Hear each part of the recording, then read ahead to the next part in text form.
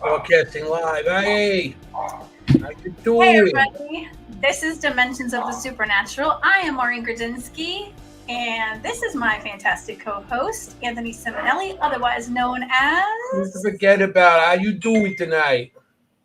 So, we are here with some amazing friends of ours. They are very well respected in the paranormal / supernatural world. We are here to talk about some new things. We are going to bring them on right now. We have Chris Allgood and Audra Keeler with us tonight. Hey, everybody. Hey, guys. What's up, guys? Hello, hello. Have their own podcasts. They do have Southern entities, and they also have entity voices with, everyone knows them, Ron Iacovetti and Lourdes Gonzalez, as well as Tony Rathman and Cherie Rathman. The Rathmans. Good people.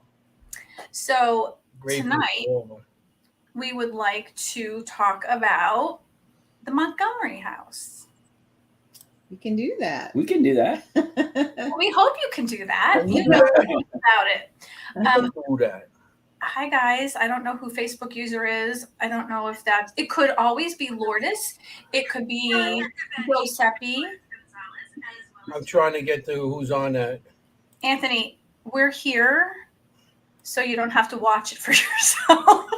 I'm trying to watch myself. I want to see how I look. Hi Ron, Hey, hi I look Lourdes, hi good. Bobby. I'm doing Hi. that in the comments. It's guest, host, and ghost. Hi Andy. I don't know who else is here. Oofy. Goofy. Okay. So, Here. Are you tell looking us- at the comments? You what? Do you see the comments? Yes, I could see the comments. You You can't? can see Don't him. yell at me. We can see him. Okay. Yell at him. Yell at him, Maureen. He's already yelled at me, so we're off to a fantastic Yeah, start. well, as he's trying to usual. pull me out of the show. Hey, Becca. She said she clicked the notification but was trying to share. I won't be able to be on the whole time, but wanted to check in. Hey, whatever you could do with us is Why is fantastic. it doing this? So, all right, the Montgomery House. How did your caretakers, how did you become caretakers with the Montgomery House? On a whim. Luck, pure luck, honestly. It was, we had just moved to North Carolina, So just about 3 years ago. and we had spent months. So when we were in Arizona, we were teamed up with Entity Voices Paranormal Investigations with Tony and Cherie, which now also includes Ron and Lourdes. But there we had the Phelps Dodge Mining Hospital that we investigated all the time, and we did multiple locations. We did private investigations and cleansings for people. When we got here, we had nothing. So we were looking for places to investigate. Mhm. And people down here, the places are hard to find, and it's hard to get access to places. So groups that have access to places will only allow you to investigate it if you do it with them. Mm-hmm. Well, Welcome I to don't the like East Coast. doing investigations with large groups unless it's a very large location like Trans-Allegheny, right? So we were driving around, and some of the ways that we do things is we go to small towns, we go through antique shops, we look for places, and we were going antiquing in Mount Gilead, North Carolina. Mhm. And on Highway 73 leading to Mount Gilead, we were driving along and we passed this house. And it was an 1830, the sign out front said Montgomery House, circa 1830. Mhm. So I pulled into the driveway. We were sitting there, and I was staring at it, and I'm like, man, I really want to get into this house. So we started. I spent 2 months trying to figure out who owns the house, Mhm. and come to find out, it was owned by the Montgomery County Historical Society. And Montgomery is the oldest county in North Carolina. It was inducted into the records as a county in 1779, 3 years after the Declaration of Independence was signed. So it was, it's old. And at one time it was the largest county. The county back then encompassed what is 6 counties here now. Oh. But it's not that big anymore. They've condensed it and broken it up a little bit. But it's the oldest, most famous county in North Carolina. So I got a hold of the Montgomery. I reached out through the website to the Montgomery County Historical Society and said, hey, this is who we are. We'd like to investigate the house. Well, they reached back out to us and said, if you guys are willing to come and give a presentation at one of our meetings to everybody that's a member of the Historical Society, we'd consider it. Well, at the time, Carrie Hopper was our researcher with Southern Entities Paranormal Investigations, and we couldn't get away from work. Their meeting was during the day. Mm-hmm. So I put together a bio of us all, how we do things, what we did, the history of what we've done, places that we've been to. And she took it down and presented it to them. And then the following Saturday, they said, do you want to meet at the house and check it out? So Audra and I went down there and met the two head guys. One guy's name is, they call him Captain Dave Wilkie, and Garrett. Mm-hmm. Can't remember his name because he goes by a couple names because he's also an author too. But and we met him at the house, and he did a history of the house on it. And I told him what we do, and I told him I'd take care of it. And they literally handed us the keys That day. They're like, okay. Wow, that's amazing. Yeah. Yeah. I remember even looking at him like, are you sure you want to? I mean, Alarm like, code oh, yeah. keys. good old Southern Yep. hospitality Yep. there for sure. Well, for those who don't know Carrie has a huge personality and super bubbly, and that probably sealed the deal right there. But you guys are so amazing and wonderful, and everybody loves you so much. The moment that they meet you, they're drawn to you. So I can't imagine how they wouldn't say yes immediately. And you're, like I said, well respected, and it's just like you said, you were drawn to it. I do believe that things happen for a reason. Absolutely. Yeah, it was really cool. So they kept saying, well, like nobody was murdered here or anything. Nothing tragic happened So in this house. Yeah, so we had to explain to him that just because nothing tragic happened in the house doesn't mean that the spirits still aren't here and ready to communicate. Mm-hmm. Said, why don't we will do our own private investigation, and then we will present anything we capture to the Historical Society. And I said, and here's the deal. I said, if we can prove that this location's haunted, we can reach out to the paranormal community and offer it as a location for them to do investigations. And any penny that we make towards those investigations goes right back to the Historical Society to help preserve the house. Mm-hmm. So they thought it was a great idea. So the three of us did an investigation there one night, and it was phenomenal. We caught all kinds of EVPs. Mrs. Montgomery's still in the house. We got EVPs of her. The most intriguing part of it that happened is when we presented the evidence that we captured to him, we went to the location in Troy, North Carolina. They have an old roller mill where they have other stuff from the county, like an old museum. Yeah. And we presented it to him. I had a radio, I had a little monitor, I had a big speaker set up so they could hear it and see it and everything. And Audra was standing in the house during the investigation. She goes, I'm picking up this little boy, like a little servant boy. And she goes, I literally saw him sitting here smiling at me. And Literally, he just walked right up and just smiled, this beautiful smile. And then I went, I'm picking up the name Joseph for some reason. So then we started talking to him, and I said, Joseph, are you here? And we have an EVP of a little boy's voice saying, here. Here. So that was part of the evidence that we presented. Thanks, Rebecca. That was part of the evidence that we gave to the Historical Society. And the best part is they've got a historian that still has all the old census records. And back in the 1800s, logbooks, basically. Basically. Back in the 1800s, any servants that were with plantation owners in the South down here, they would log them. They wouldn't log their last names, unfortunately, but they would log their name, what gender they were, and age. So they started doing research. And I wish I had the picture up and ready I'd show it to you. So in 1870, it was recorded that there was a 5-year-old boy named Joseph that was there for Dr. Montgomery. As you were talking, that was the first thing I got was a boy. Yeah. Yep. So not only did we felt him, saw him, heard him reply to us, but then we got confirmation from the Historical Society. And it took them, it literally takes them weeks because they're literally going through file cabinets and digging. And they found the historical record. Joseph did exist. And apparently still there today. Yep. That's awesome. That is You have what- I mean, to get it, you just move there and you get in charge of a location. That's, I mean, I tried doing that up here on different locations, and I've been, and Hard to do. I know New York is very hard. I'm not sure about the rest of the country, but up here, because everything that happened up here, terrorism and stuff, like Manhattan, it's very hard to get into things unless you have a show or you promise them Right. something. Oh, wow. You know, in Manhattan, it's a little hard for us. Some locations you can still get into, but that's why when I go out, I go in Jersey, Pennsylvania, upstate New York, because it's very hard to over here. But for you guys to go somewhere and, Well, it sounds easier than it was. great. we It were wasn't we were here easy. for probably 7 months. Yeah, I mean, we moved here literally a year ago this month. A year? I mean, 3 years ago this month. I'm like, Sorry. I've been here for longer than that. You did 3 years already? 3 3 years. Holy shit! I remember when you Yeah, guys time did. flies. 3 years, 7 days ago. Yeah. Oh wow!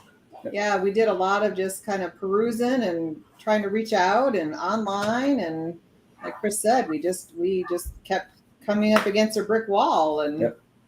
That's awesome. so And we found a few places that we could go investigate, but it was other groups controlled the investigation.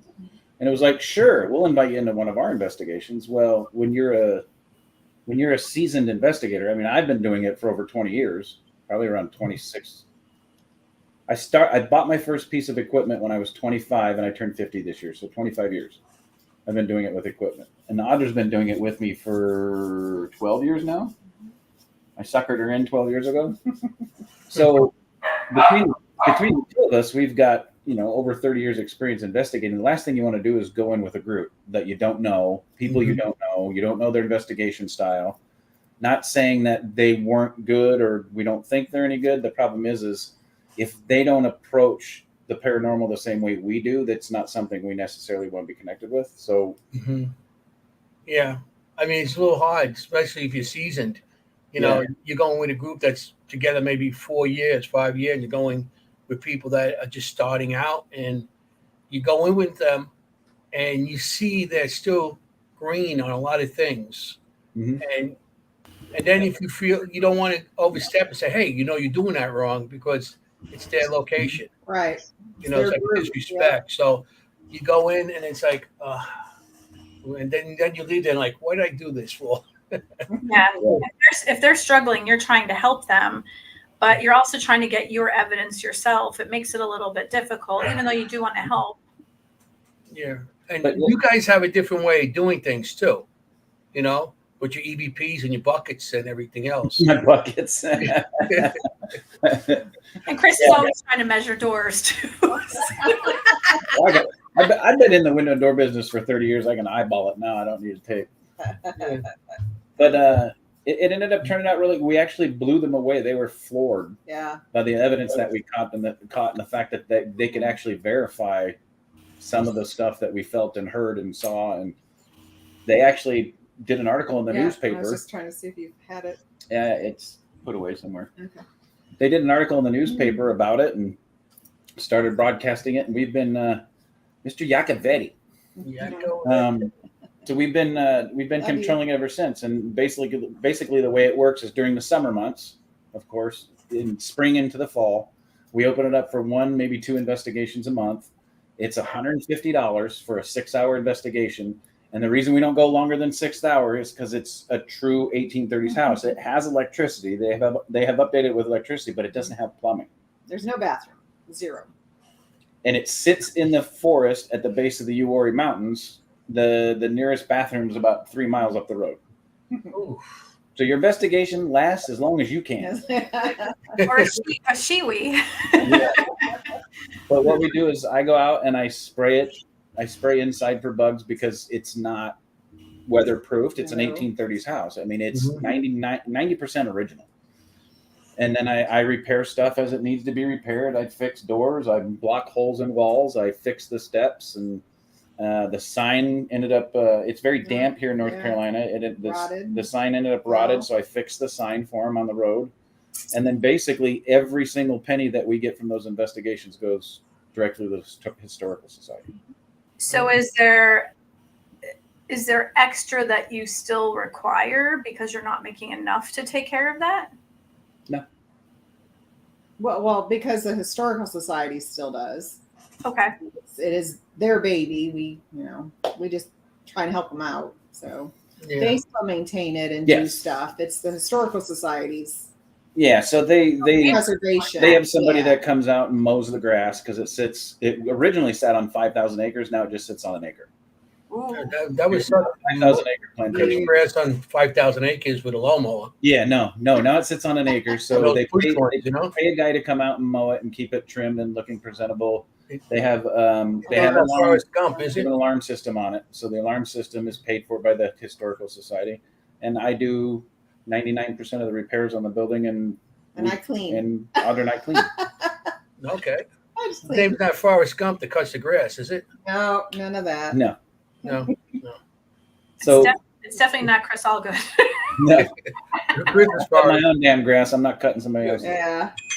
Run, Forrest, run. So originally, when you went to them and you brought the idea to them that you wanted to pull in the paranormal world, were they skeptical? Were they not wanting to have that involved, or how did they feel about it? Skeptical. They were skeptical. They didn't believe that it had any spirits in it, and didn't at all. Didn't think we'd catch a damn thing. But I can tell you, it is one of the most active 1830s plantation houses I've ever been in. And being in the Bible Belt, did that make it an issue? Being what? Being in the Bible Belt, did that make it an issue? Were they area? No. No, I think they were okay. But just didn't ever think about doing anything like that, and nobody around them did anything like that. It's, But we came in an opportune time because they had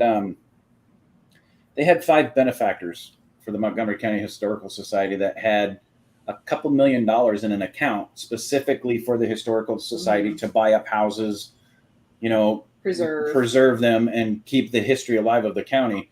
Well, during COVID, and not specifically from COVID, all 5 of those benefactors passed away. And when they did, the people that inherited their estates went, that money's ours.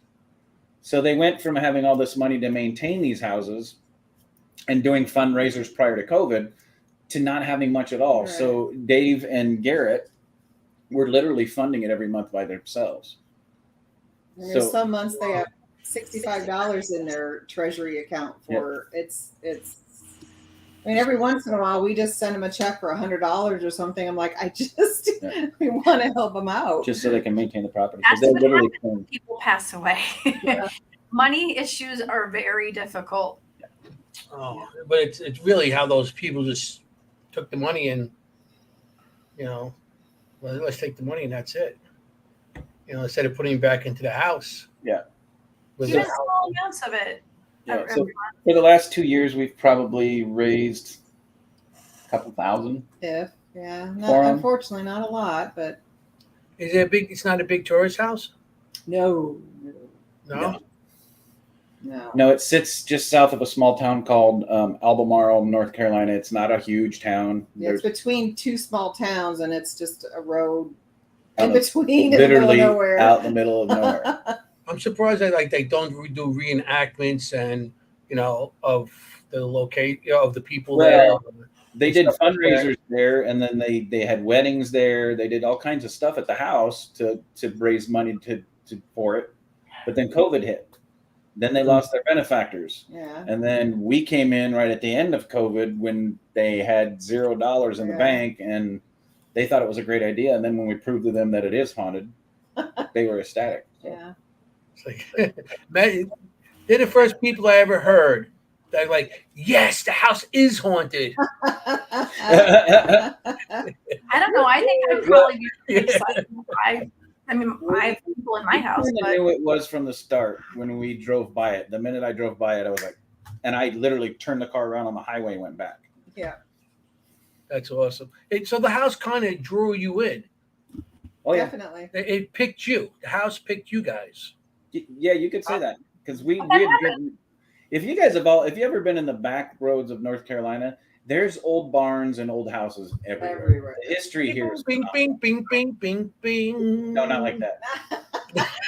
Well, there's that too, but that's a different part. That's a little bit north of that's like the way back roads. Yeah. They're the curly back roads. Yeah. We had passed, there's Andrew Jackson Children's Home is in Concord that's closed down. It's still a detention facility, so you can't get in there.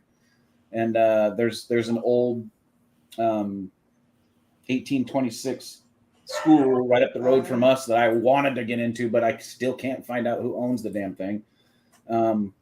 There's some really good places around here, but this one, as we were just driving by, just going down this old road, and literally went like that and went, whoa. Yeah. And turned around and went back. It's the energy. It pulls you. Yeah, they probably wanted their story told, so that's how they drew you guys in. Yep. Right. It's time to have them tell their stories. Yeah. Spirits that are there. Maybe the one with the other two, they're not ready yet. Maybe not. Yeah. There's tons of stuff there. I mean, we've done Piedmont Paranormal Investigation Team, PBIT. They've been in there numerous times. Yep. Thank you for the support. Thank you for the support. Becca's watching. So. Becca's been in there. That's in the chat. Mm-hmm. We've been in there numerous times. And then when Ron, Lourdes, Tony, and Cherie came, and we were all six together for the first time, we all did an investigation there. And we did half of our investigation, we did old school. The other half, we did Staticom. And the responses and evidence that we caught that night was just phenomenal. James Patterson, yeah. James Patterson. That's right. Yeah. Not the author. No, not the author. So what were you getting? A lot of people talking over each other with the Staticom, or yes. Did they kind of step back and take turns after that? Like, well, were they polite about it? Not at first. Yeah. Tony and Ron actually had to tell him stop and let him talk. Like Mrs. Montgomery came through multiple times, but there was a couple predominant males that kept coming through that were overstepping her.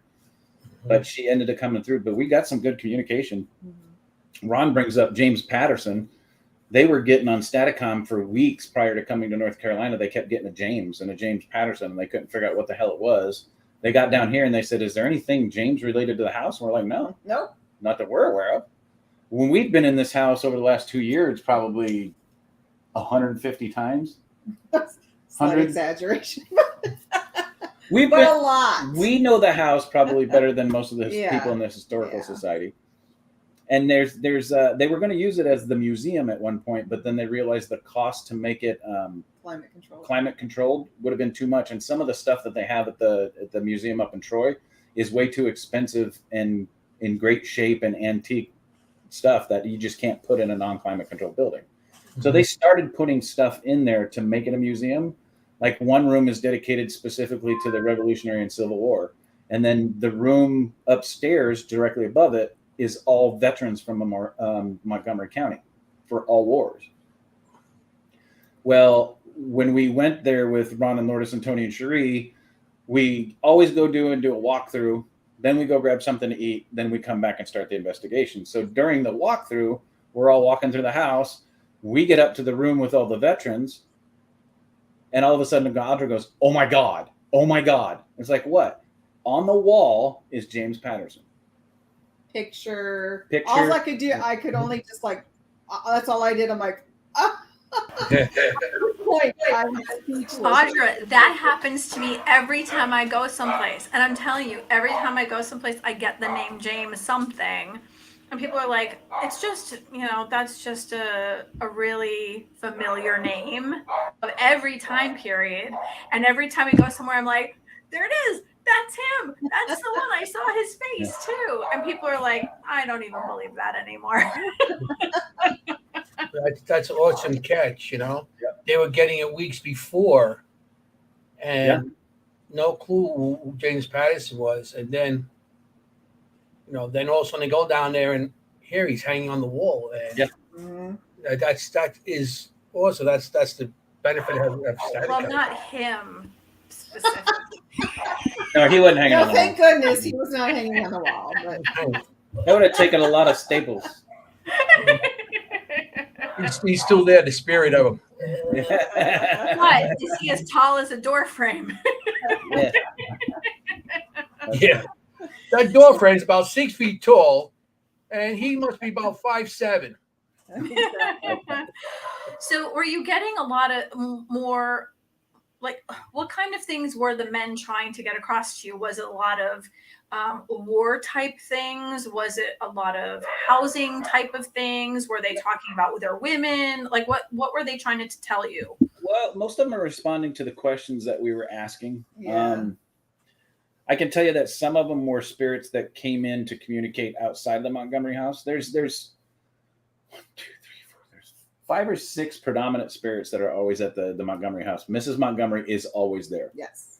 So the history of Mrs. Montgomery, her father owned. There's 2 of America's oldest gold mines here in North Carolina. One's the Reed Gold Mine, and one was the I don't know the name of it.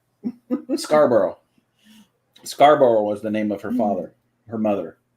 So her father, I can't remember the name of her father, but he owned the second oldest gold mine 2 miles down the road. So when Mary Scarborough, named after her mother, married Dr. Montgomery and became Mary Montgomery, her father gave them the 5,000-acre plantation as a wedding gift. And then that's when they built the house. Why doesn't that happen anymore? Because my dad didn't own a gold mine. That's why. But they ended up building a house there, and she lived there at that house until the day she died. They held her wake in the house. She's buried at the Church up the road. The church right up the road, 1.5 miles up the road, 2 miles up the road. She never left a 5-mile radius from where she was born her entire life. So she is still in the house.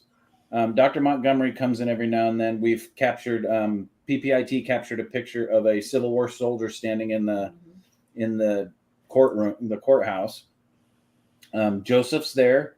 There is an older servant man by the name of Jeremiah. Is there a George? I don't know. Not that There might be right now, but we're not there. George is standing on the stairs right now saying, "Where are they? Yeah, why aren't they here?" Where's the recorders? There's a short Italian guy from Chicago that is attached to one of the pianos that is in one of the rooms that was just brought in with the last 1.5 years. And then there's a Native American girl in the forest to the right of back side of the house. And then there's a servant girl whose name is, what did you get last time? Oh, I totally even blanking. That wanders behind the house in the field. Millie? No. No, it was something else. Millie, I got about that one location that you were at. Yeah, that was the location that you guys were at.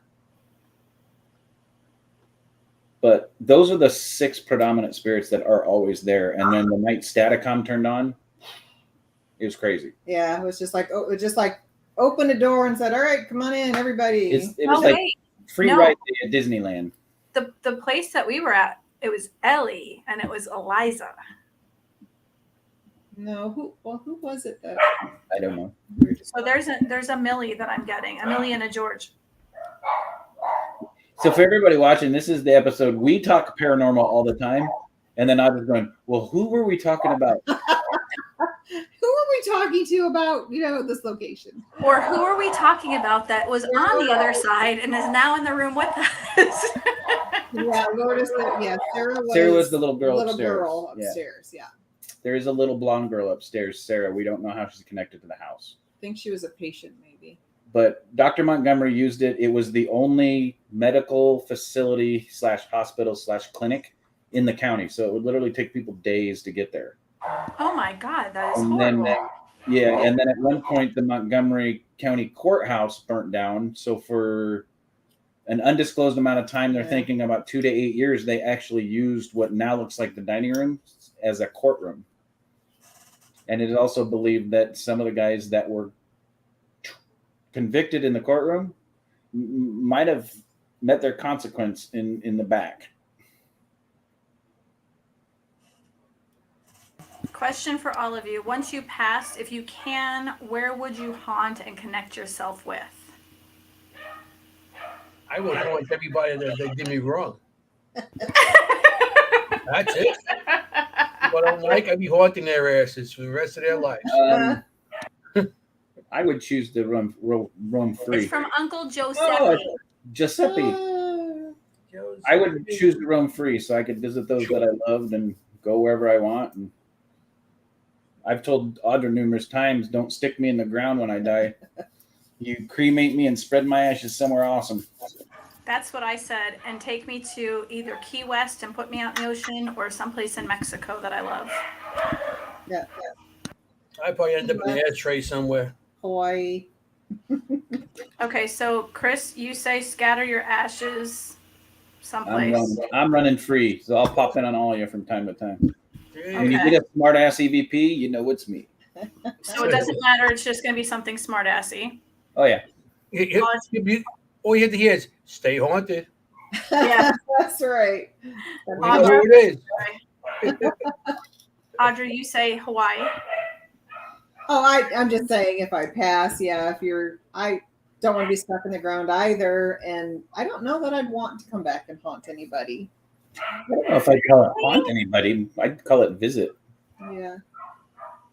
Yeah, I think people use that word a lot, but it could be something else. Yeah, I mean, I would want to make sure. Yeah, like I always said too, if anything happened to me now, I wouldn't want to The Lourdes. go run. Audra, Chris, Tony, Sheree, Anthony, Maureen. Hell, I'm a haunt all of you. That's awesome. I always say use the safe word pineapple. I don't know why. I just think of Little Nicky with the pineapple. I never watched it. You have to watch it now. No. Little Nicky is a Adam Sandler movie. Oh, obviously I don't watch it. You'll laugh your ass off when you see why. All right, Anthony, who would you haunt, or where would you haunt? Where would I haunt? Like I said, if anything happens to me now, I wouldn't want to go anywhere. I want to stay and see what my family's gonna, stick there and stay there with my family. You want if to they see need some sort of support, stuff like that. That's what I would want to do. Well, Betty said, "I want to be cremated and then teased with a dustbuster." I want to stick around and see how my family does. Yeah. I wouldn't haunt them. I would just be there because every time people get, when you get emotional or you're down and stuff, that's when sometimes you get the people coming to visit you, like parents and stuff. You want to give them the warm fuzzies. Grandparents are coming, your dreams and stuff like that. Yep. To help you get through these tough times. So I figured that's what I would want to do. See where my kids go, my grandkids when I have them. My grandpup. You want to give them the warm fuzzies when they need it. Yeah. How about you? That's not the haunt and stuff, and not the haunted location because, like you said, it's not always a haunting because you're in a location. The spirits in a location doesn't mean they're haunting you.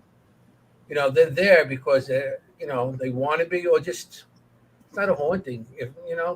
And sometimes they just do whatever they do, not to scare you, but you do get scared just to have them, just so you notice them. So that's Uncle Giuseppe said, "I'll attach myself to Ron and Loki and be the prime speaker instead." He'll be the guest speaker on Static. So I think I love Puerto Morelos, Mexico. So I think I would go hang out on the beach down there for a while. and then just pop in and out and randomly check in on people and see how things are, and then maybe play some bocce ball and like mess up people's games just to see how they handle it. I don't want to be like the jokester, you know? You're gonna be like Casper. Yeah. Not the friendly ghost, the jokester ghost. Oh. I like to play pranks on people. Play games. Yeah. Or like some what do you call that game? It could be like a table game, or you can shuffleboard. I want to play shuffleboard. Yeah. Yeah. And like maybe write some messages on mirrors after people get out of the shower. Maureen will be the cause of bankruptcy at some local bar because nobody will go in there. No, maybe they'll want to. See, look at what happened with the house. Now they're making money and they're taking care of it. They're not making millions. No, unfortunately. No, but maybe the bars. We had a bar here called the Banshee, which was hysterical that was the name of it. It was very, very haunted. And everyone went there the night before Christmas, Thanksgiving. They would go there for, St. Patrick's Day. And everyone knew how haunted it was. Like everyone in the area loved this place so much. And it was a really beautiful building. It was actually so haunted because the bodies were taken there during the Spanish flu. And they just stacked them up because they would put ice there. And are we changing? They haunted. Boy, you wear lots of hats. You got to market those things. I know a lot of people probably want to get one of those. But they put the bodies in this building and they just kept stacking up during the Spanish flu because they had nowhere to put them. So that's why this place was so haunted. And all of a sudden it closed down, and they actually wrote an article about it in the local newspaper that said how upset everyone in the area was because they didn't have a place to go the night before the big, celebration days, Christmas, Easter, whatever. And they said, well, isn't that a problem because it was haunted? And everybody's like, no, we went there because it was haunted. We wanted to see what we would find. Tony asked what happened to the EVP I had. It's still here. Anthony needs to haunt a familiar place or he'll be waiting for eternity. the local deli or the butcher's market. The butcher with the cold cut. So, he'll never get lost there. Where they make the cannolis. That's right. Yes. Cannolis. You got to make some cannolis for us. Yeah. But, so how can people help you? Hello, Leland. Hey, Leland. Hi, people. And Tony showed up too. Hey, Tony. So how can people help you guys out with what you're doing? Reach out to us to do an investigation at the Montgomery House. Mm-hmm. And how can they reach out to you? I'm going to put that. They can reach out to us on Facebook, Entity Voices Paranormal Evidence page, Southern Entities page, my page, Audra's page. Facebook is the best way to do it. Southern Entities is the great one. It's I don't have the logo in front of me. Entity Voices Paranormal, right? Entity Voices Paranormal Evidence, which is our podcast. Mm-hmm. They can reach out through that page, or they can reach out through Southern Entities Paranormal page. Oops. And they can join both pages if they'd like to. We have multiple groups that post their shows. We post your shows on it all the time. We post our show on it all the time. We're constantly sharing. There's all kinds of paranormal stuff on both pages if everybody wants to check them out and join. Yeah. Well, it sounds like a road trip for next year. Yeah. Come on down. 2024. And then we're going to get you up here. We'll do Shanley or something. Would love to do that. Oh, I would love to go back to the Shanley with you guys. But for all the paranormal groups that want to come down and do the Montgomery House, it's $150. That's really a great price, actually. Now, if they want to donate more to go to the Montgomery County Historical Society, of course, we'll take it. And I'm telling you right now, we do not keep one penny, one dime. We don't even keep the dirt off their dollars. It goes straight to the Montgomery County Historical Society. You just dust it off and put it in your pocket for later. I know back in the 80s, there was a lot of white stuff on the the rolled up 20s, yeah. Or 50s or 100s, whatever. It was the only time in history that a $20 bill was worth $50. Yeah. True. First floor. Anthony, you bring this up an awful lot on this show. I'm starting to be concerned. Well, I heard about it. I don't really know anything about it. I just heard about it from that guy. You know the guy I know? You know guy. that guy. I know a guy. That the other guy told him. I know a That's guy. what the guy told me. You know what I'm I saying? know a guy who knows a guy. That knows a guy. We all know a Told guy. that guy. So Yeah. what do you guys think was like the most like scandalous thing you heard there? Scandal. I don't know if it'd be scandal. Nothing scandalous. Maybe scandalous for back then. No, I don't. Nothing. I mean, not that we know of that happened with the house. Not yet. Do you think Hopefully. Mrs. Montgomery wears the pants in the house? Oh yes. It sounds like it. So if you go into what used to be Mrs. Montgomery's parlor on the first floor, and it's not a very big house. It's shotgun style. It's a perfectly square house, and as you walk in the two double front doors, there's like a Wide, long hallway. wide, long foyer hallway, and there's 4 rooms on each side. Perfectly 4/4. square. Yeah, Yeah. literally 4/4. 4/4, and then you go upstairs, and it's 4/4 with a door going out to the balcony over the front porch. And back then, that was a mansion. Every room has a fireplace, and every room upstairs has a closet. And they didn't have closets back then. No, You they had to have a ton of money. Mm-hmm. And the fireplace and everything in every room is because yeah. back then they had no heat. Yep. And that was your heat. You made a little fire, and that was it. Yeah. That's what you had servants for, to keep the fire going all night too. So I would say max it's 1,600 square feet total.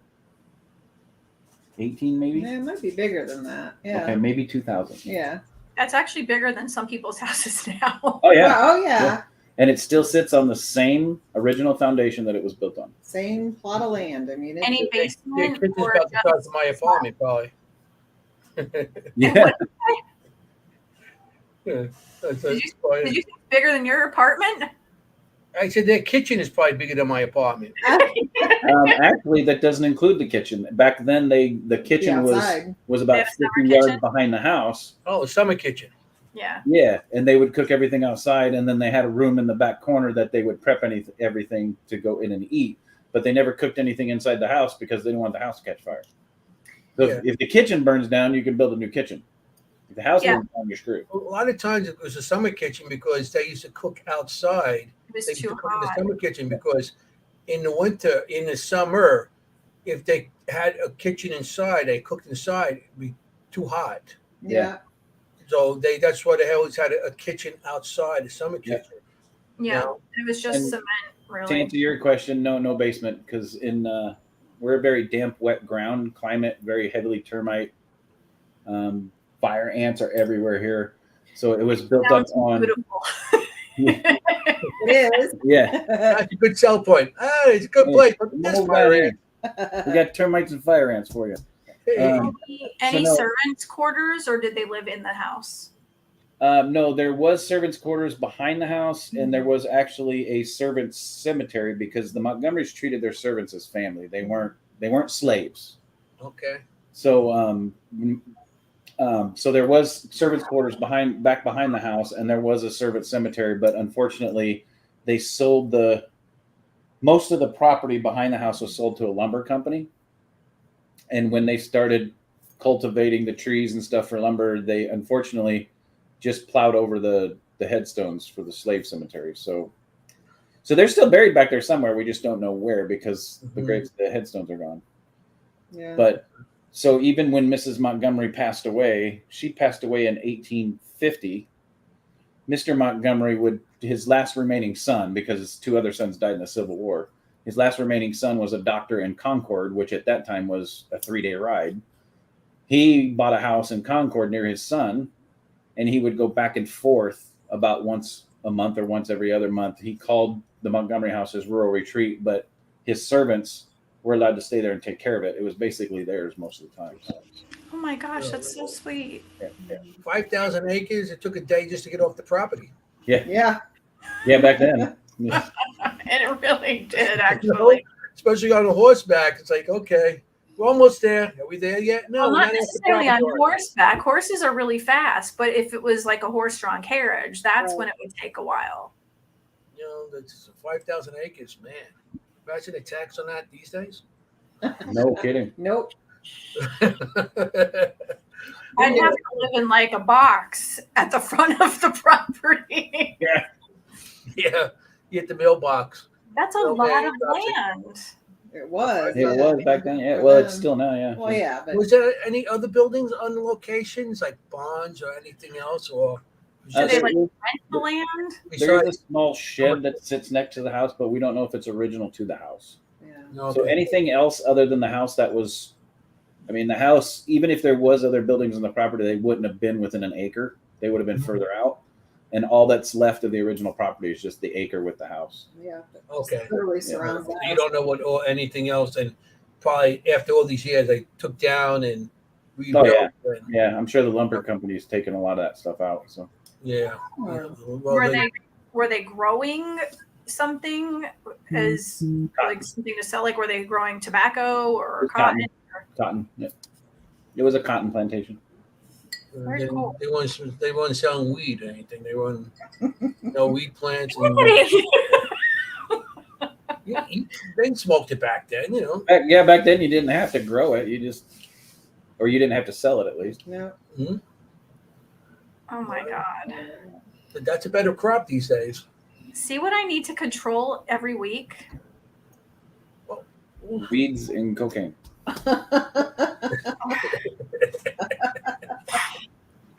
I didn't say cocaine. You would think that I would be the one. I'm sorry, powdered sugar on the $20 bill because everybody snorts powdered sugar in the Yeah, Pixie sticks. yeah. Pixie stick. Pixie sticks. rich man's aspirin. So we used to call it. That's funny.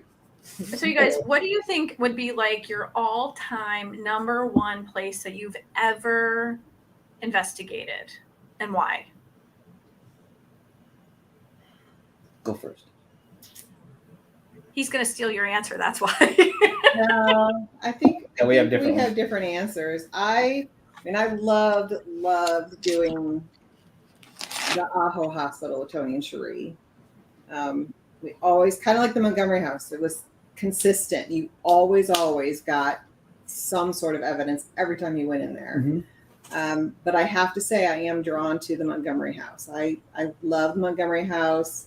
I love little Joseph and Mrs. Montgomery. She yells at me a lot, but I think she likes me. So that's probably my favorite, especially after this last time we're having the whole gang there. It just solidified that one for me. I don't think she's yelling at you. I think that she likes things her way. Oh yeah, without a doubt. Yeah. Oh yeah. Was she yelling at you? Maybe she had it in life. Maybe she had a hearing problem. Yeah, I guess yelling is she's. Maybe she had a hearing problem. Loud. Yeah, I think more scolding because Scolding. I don't know how tall she really was, but she's like, I picture her very, very small lady. And I can just picture her just looking up at me and just like, you need to blah, blah, blah, blah, blah, blah, blah, blah, blah, blah. And that usually happens when we bring new people in. Mm-hmm. She wore the pants. Yeah. Oh, absolutely. Oh yeah. Yeah, definitely. And there's in her parlor, there's a picture of Dr. Montgomery and Mrs. Montgomery. And if you saw the picture, you know she wore the pants. That woman looks meaner than Dr. Montgomery. Why, he was mean too? No, I don't know if he was mean. I never met him. You would know. No, he wasn't mean. Nah, he wasn't. I think they were very kind people. Well, to leave their servants the house and stay there and live there while they're not there. I mean, that's that's kind of nice, because they're going to kick them out when they're not there and have one person maintaining it. Right. I So they actually let somebody live there. I actually see her taking care of a child who's sick, and they didn't take care of their slaves. So you're talking a servant? Could be. Very cool. Could be. Yep. Could be, yeah. And it wasn't the doctor taking care of this child. It was her taking care of this child like it was her own child. Interesting. That's interesting. So I know you guys always talking about the Phelps Dodge. I know. I always hear you guys talking about it. So what was like one of your most biggest experiences, or scary, or just something just made you go, "Oh, that really happened just now"? Well, is that Chris? What is your? Oh yeah. Oh, my. Well, now you make me feel bad because the experience of the 6 of us at the Montgomery house was my favorite investigating experience. Because that was the first time all 6 of us had gotten together. My top 2 places, actually, they tie for first is Phelps Dodge and Trans-Allegheny. Trans-Allegheny, I love that place. I mean, anybody that's never been there, I think it's it's a bucket list. It is a bucket list that That's on my bucket list. Absolutely. you have to go. I mean, especially for people that are sensitive. I mean, that Trans-Allegheny is like walking into. It's hard to describe. It's like a sugar high all night long. It's like a natural sugar high all night long. I mean, the energy and the amount of spirits in that building is crazy. Then maybe you guys should come with us. Huh? Then maybe you guys should come with us. Yeah. Well, I just want to tell the audience, Trans-Allegheny is in West Virginia. Yes. Montgomery House is North Carolina. Correct. Correct. So, I just want to make sure some of the people in the audience, they hear us state these names, but they don't know what state they're in. And the Ajo Hospital is in Phoenix, Arizona. No, it's in Ajo, Arizona. Well, people don't know Ajo, so Phoenix. Ajo is an hour and 30 minutes south of Phoenix on just right near the Mexican border. Ajo? It has a very interesting name. Yeah. Well, it actually translates to garlic in Spanish because they used to have garlic fields there. Yeah. I go, it's like the 7 Dwarfs. Aho, aho. It's off to work we do. But that was the Phelps Dodge Mining Hospital down in Ajo that we did with Tony and Cherie, and that place, not the size of, so Trans-Allegheny is about 200, the main building is 289,000 square feet, 4 stories. The Ajo Hospital was approximately 32,000, 2 stories. Yeah. But man, the activity in that building was it was the same. It was the same as Trans-Allegheny. It was constantly always something. Yeah. Yeah. It was a fantastic. I seen a couple of videos with when Tony and Cherie went there, and they went live a couple of times. Yeah. And I was looking, and I was like, that is the kind of place I would love to go into. Oh yeah. Yeah, definitely. Yeah. You know, it was a great building. Yeah, it would have been. But the Trans-Allegheny will do that again, or West Virginia Penitentiary. Have you been there yet? Mm-hmm. That is a good place. That's another place. Not voluntarily. Yeah. Not since I got paroled. Yeah, they're good there. I mean, you can go go there, especially as a officer. You know, they will mess with you. You know, they will mess with you. That's Even though down there was crazy. They have this red line in one of the hallways, and they used to have to walk on that red line with their hands on the wall. And behind them, there was a guy with a rifle, and they got off that line, they would shoot him. Oh wow! That's how bad that place was. Make sure you guys stays on the line. Yeah. Yeah. I mean, that was crazy. I'd love to go back there. I've been there twice. Matter of fact, I've been there with Giuseppe. We went there one time, and he had a crazy experience where he had somebody actually, he walked one place and he bumped into somebody, and he, excuse me, and go, and then he walks down the hall, and the guy's coming down the hall now, and he's like looking at the guy. Is this guy following us? And then he go into a room. The guy's in the room. So he had a crazy experience there, Joe. Wow, that's pretty cool. Joe's in the Joe. Why don't you explain yourself? He's in the audience right now. Yeah, he was telling us at Anthony's birthday party, and he kept saying how the guy just kept showing up, and there was only one way to get in or out, and he just kept showing up in front of him or inside of a room that you can't get in or out of. And he said it scared the hell out of him. Yeah. And that was a crazy experience because I actually, first time you seen the guy, I seen him with him. But then after that, he went down the hall and he bumped into the guy again, and then the guy another time. And it's like, he was like getting mad because he thought the guy was a real guy. He goes, this guy keeps on doing this in the dark. He's trying to scare me. I'm going to kick his ass. Well, they waited for him. It messed with him. It really did. Till the end of the night. And the guy said, the guy who was doing the tour said, okay, so what I want you to do after he explained it, he said, dying to go back to see if I could see him again. He said, I want you to go down to the end of the hallway and look up. And he said he looked up at a picture and this guy was in the picture. Oh, wow. Yeah, they have pictures of different of the people that served there, and they had guards. There was just pictures on the wall and stuff. Huh. And he spotted one of the guys with the picture. He was in didn't he say he was in like jean overalls with a flannel shirt? And Giuseppe said he was like sweating his ass off. There was sweat pouring off of him. It was like 90 something degrees out. And then this guy was in jean overalls and a flannel. And in the picture, he was dressed like that. Yeah, it was hot that night there too. Wow. Mosquitoes and everything. And you hear the crickets. That's one thing about when you do those locations. You don't hear the crickets, but when you do the review, you hear a shitload of crickets. Absolutely. Yeah. But that's I definitely want to go Trans-Allegheny. Well, I want to go to Montgomery House too, hearing about it. But I want the whole to thing go to is, all places. The Montgomery House, I know there's no bathrooms there, but is there like one bush that's very, very strong outside? I use the forest. Because I figured a bunch of guys would be like, okay, that tree looks thirsty. There's like one big tree that's like really big and growing big because it's always being watered. Or dying, one of the two. One tree that's half dead. Lots of ammonia there. So you'll be out there, and so would like a Yeti or Pudge Wookiees. Yeah, that's what they're called. As a matter of fact, the Uwaris is one of the hot spots. One of the hot spots for Sasquatch. Yeah. Mm-hmm. Same area. Yeah. Well, you should go for Sasquatch. Check him out. Anthony will never know where he is again. Sasquatch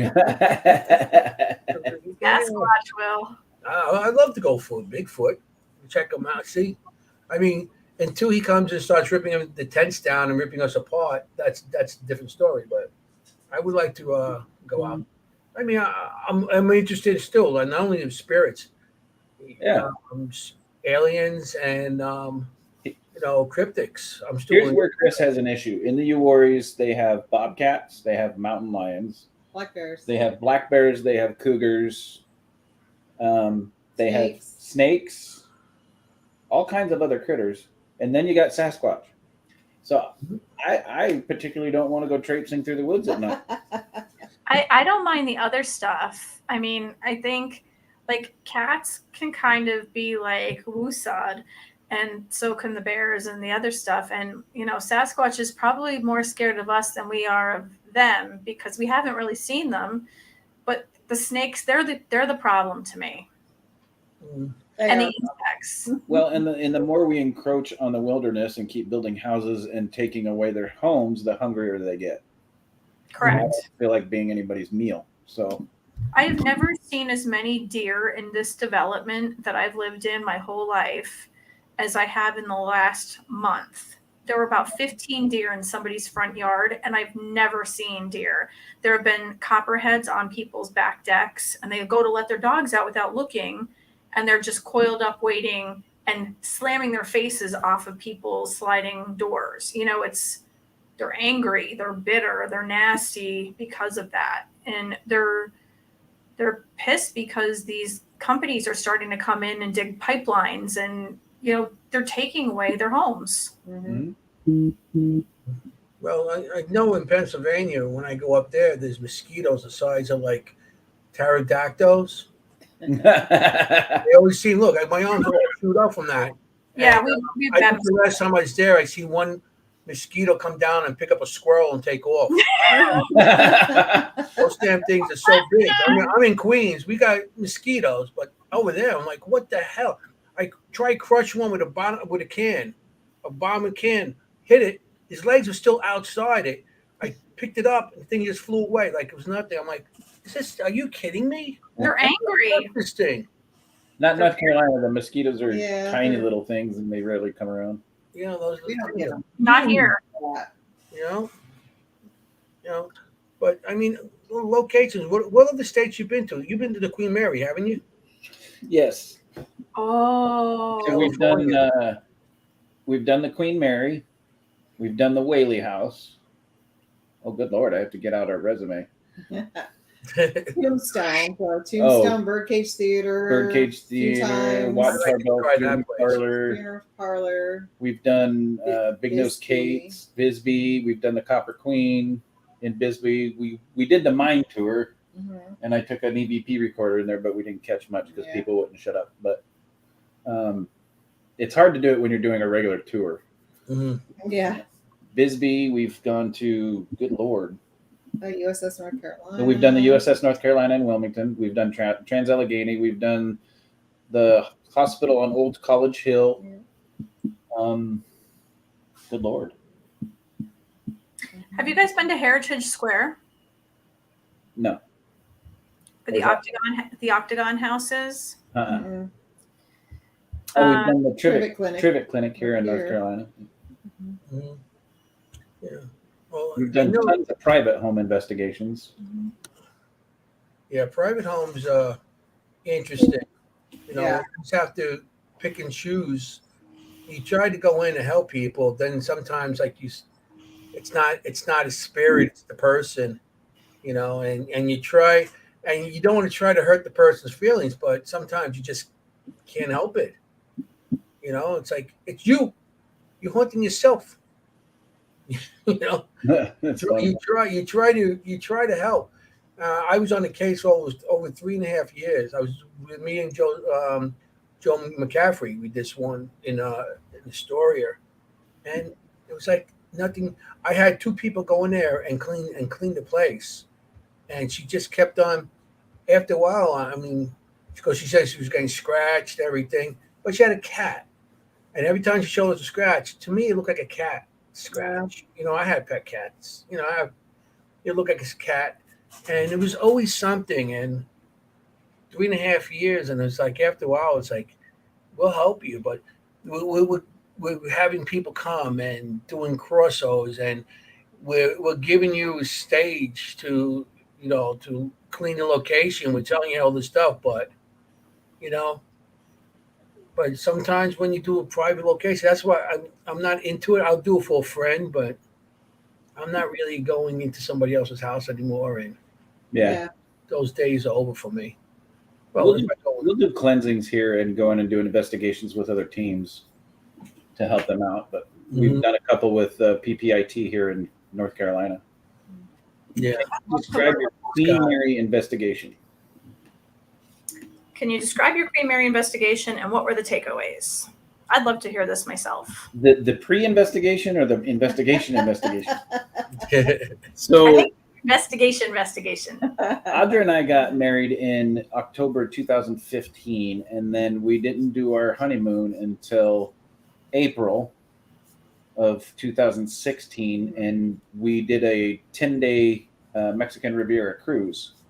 So for my birthday, happened to land the day before we left for the cruise. So for my birthday present, Audra booked us a room on the Queen Mary the night before we left. That is awesome. So, what a fantastic wife. Well, yeah, she's awesome. My first experience on the Queen Mary, I was 15 years old. Oh. So I went with a friend of mine and his mom. We were in Southern California on vacation. It was summer break vacation, and we did a tour on the Queen Mary, and I had an experience in the pool with the little girl. Okay. So I fell in love with the Queen Mary ever since. Was that in the pool area? Yeah, in the pool area. I heard the little girl laugh, and I saw wet footprints on the tile, And I told my friend, he was my age, he was 15. I went, did you hear that little girl laugh? And he goes, so what? People are laughing. I'm like, there's no little girl in the tour group. And he goes, oh, I never thought about it that one. And then I looked down and I went, look, there's wet footprints like a little girl just came out of the pool. And he's like, so what? I'm like, there's no water in the pool. He didn't want to know. He didn't want to know. He was afraid of it. So Audra booked a room. We had a stateroom, pretty nice room in the center of the boat. And anybody that stays on the boat, there's like a memorial section down at the bottom where you can go through the engine room, and you can go down by where one of the propellers is that's partially sunken. There's a bridge that goes over it, so you can look down in the water. Yeah. And if you're staying in the hotel, you actually can go down there and you can go through it for free. Oh. So we did that probably about 7 p.m. The investigation didn't start till 11. About 7 p.m. we went down there and we went through the engine room. There was nobody in the whole place except the person that let you in the door. Yeah. So we were down there for 2 or 3 hours, and there were areas you weren't supposed to go in. We snuck behind the ropes and snuck in, and we went into some of the areas that we weren't supposed to be in. And we heard voices. We caught a couple EVPs. We saw a sailor in the engine room, heard him speak. What else did we see? We heard the banging near the propeller. I don't remember. You don't remember that? It was a while ago. She was tired. Well, no, the investigation hadn't even the started. other one hadn't started yet. That one was tiring. That one was tiring. So the investigation started at 11 and went until 5 a.m. And they take you through the engine room. They take you by the propeller, which we had already been. They take you up into you go through the belly of the ship, and you end up coming up into the pool area. And the pool areas is where you end at 4 or 5 o'clock in the morning. Well, it started with about 45 people. And if anybody's ever been on the Queen Mary in the engine room, 45 people, you're about 2 feet away from each other, because you're on the engine room catwalk and everybody's going around. And we had our own equipment with us at the time. And then the guy that was running it was a paranormal investigator, and he was letting people borrow his equipment. So you had people asking multiple questions. So that part of the investigation, I'm glad that we got in there prior to that, because we got to experience ourselves. But that part of the investigation kind of because we couldn't do anything. Yeah. Yeah. I mean, everything I had on the recorder was everybody else talking. But as the night went on, we started losing people. The later it got, the more people said, screw this, I'm out. So by the end, we started with like 40 to 42 people. And by the time we hit the pool at 4 a.m., We had like 10. Which was perfect. Yeah, it was wonderful. Yeah, that's good.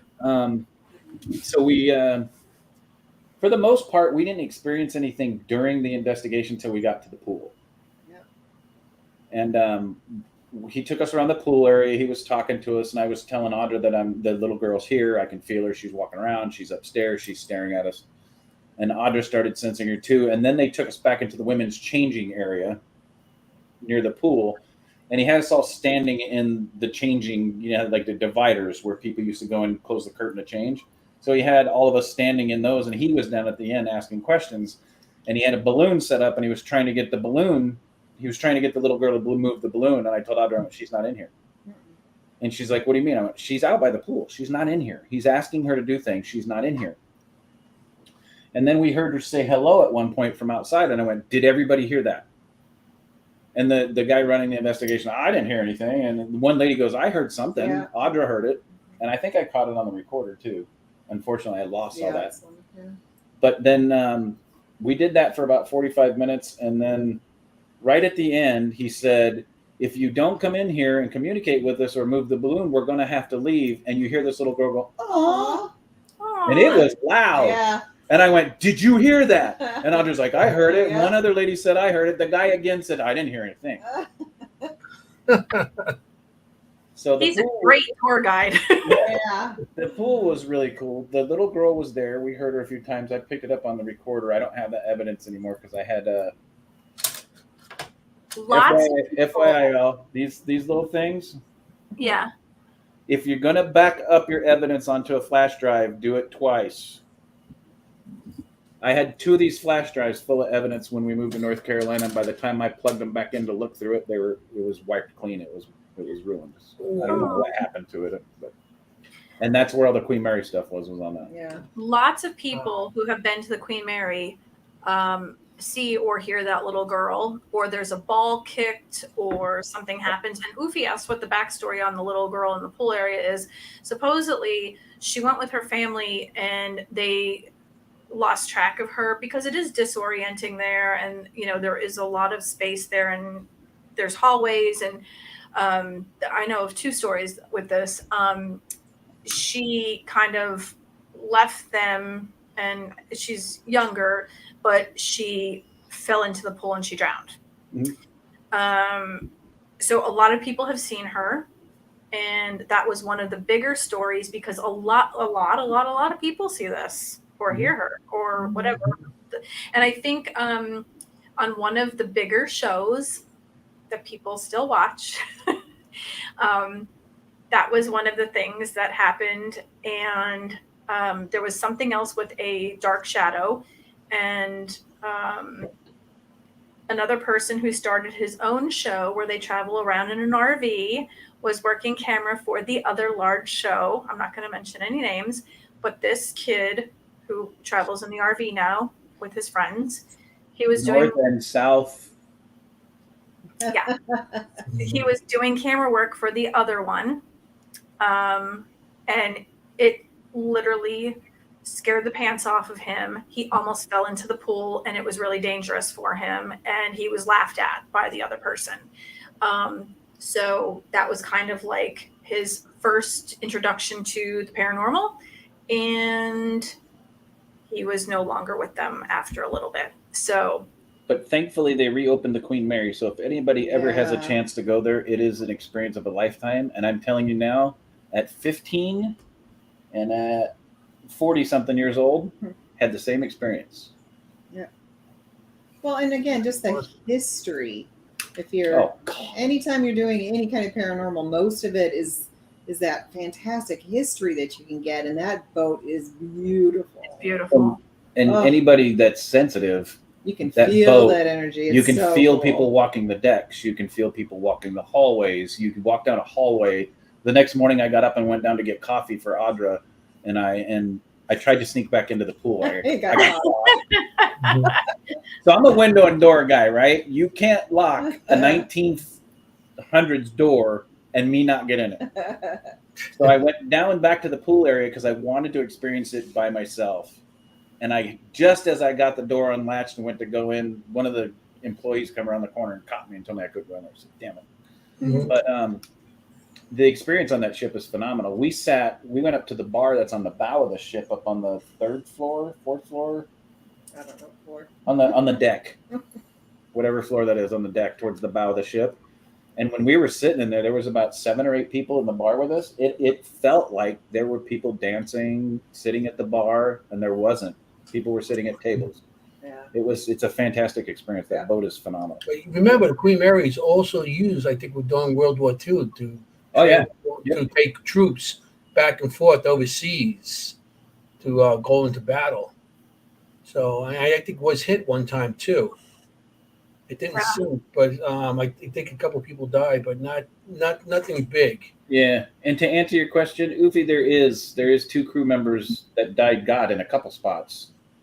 One up on the deck. There was 2 or 3 down in the engine room, and then the banging that you hear is residual from when the ship was hit during the war and soldiers were in the water drowning. They were banging on the ship for help.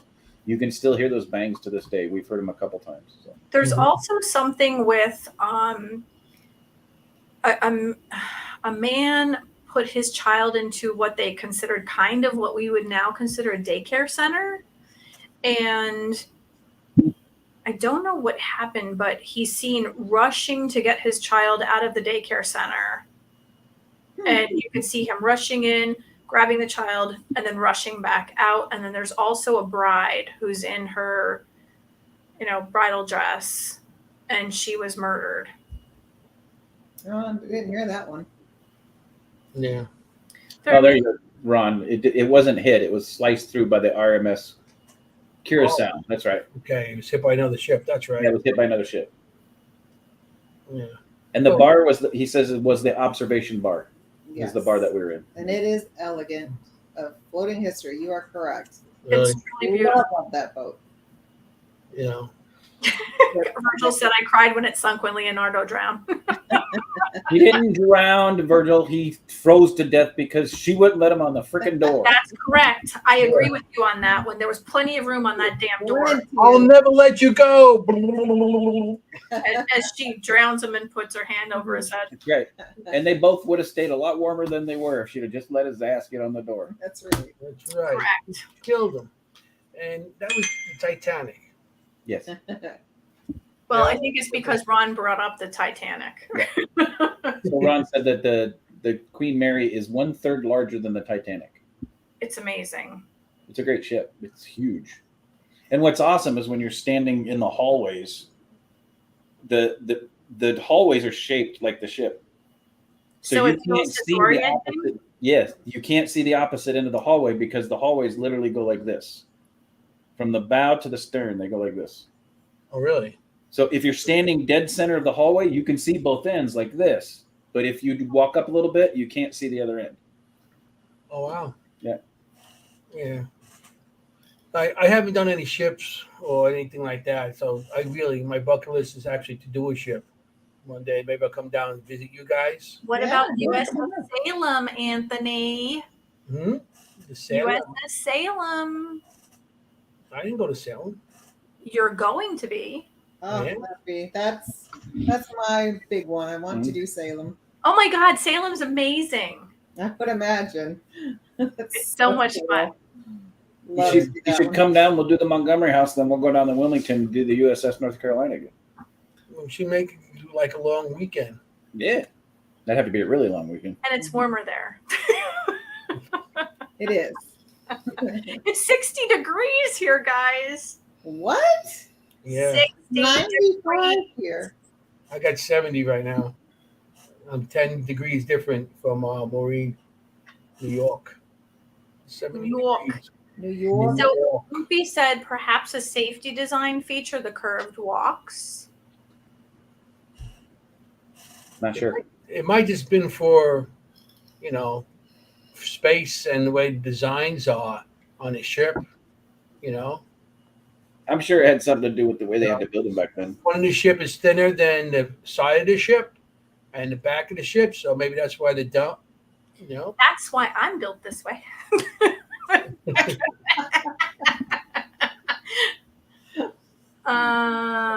So, Yak said the Queen Mary wasn't hit. A ship monitoring it, flanking it during wartime is calculated, and the QM split it in two. Sailors got sucked into the Queen Mary's propellers. Oh my God. Can you imagine that?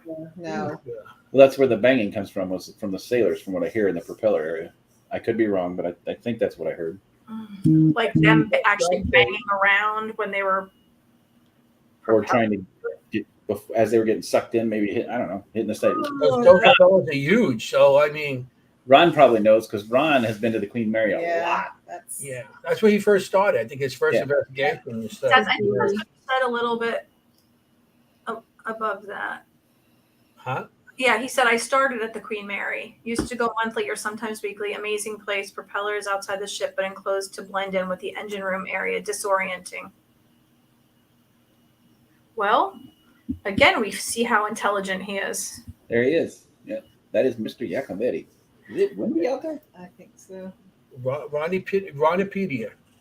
Ronopedia. Yes. Yacopedia. Yeah. Yacopedia. That's it. And Ufi says, and there is no way the Queen Mary could have stopped in time. Oh, no. It takes forever to stop a ship. Yeah. Mm-hmm. Well, there's the Philadelphia experiment.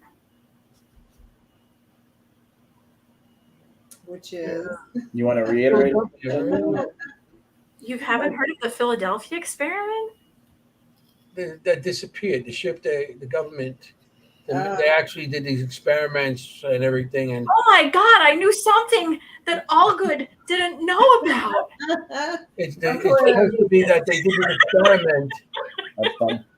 It's like the Manhattan experiment. They did an experiment where they actually made a ship disappear because they wanted to cloak it during the war, but it disappeared. And when it came back, they found sailors that were actually in the ship itself. They like were in the ship, like Where else would a sailor be? No, like embedded in the ship. Embedded in the ship, like they were fused part of the ship. Yeah.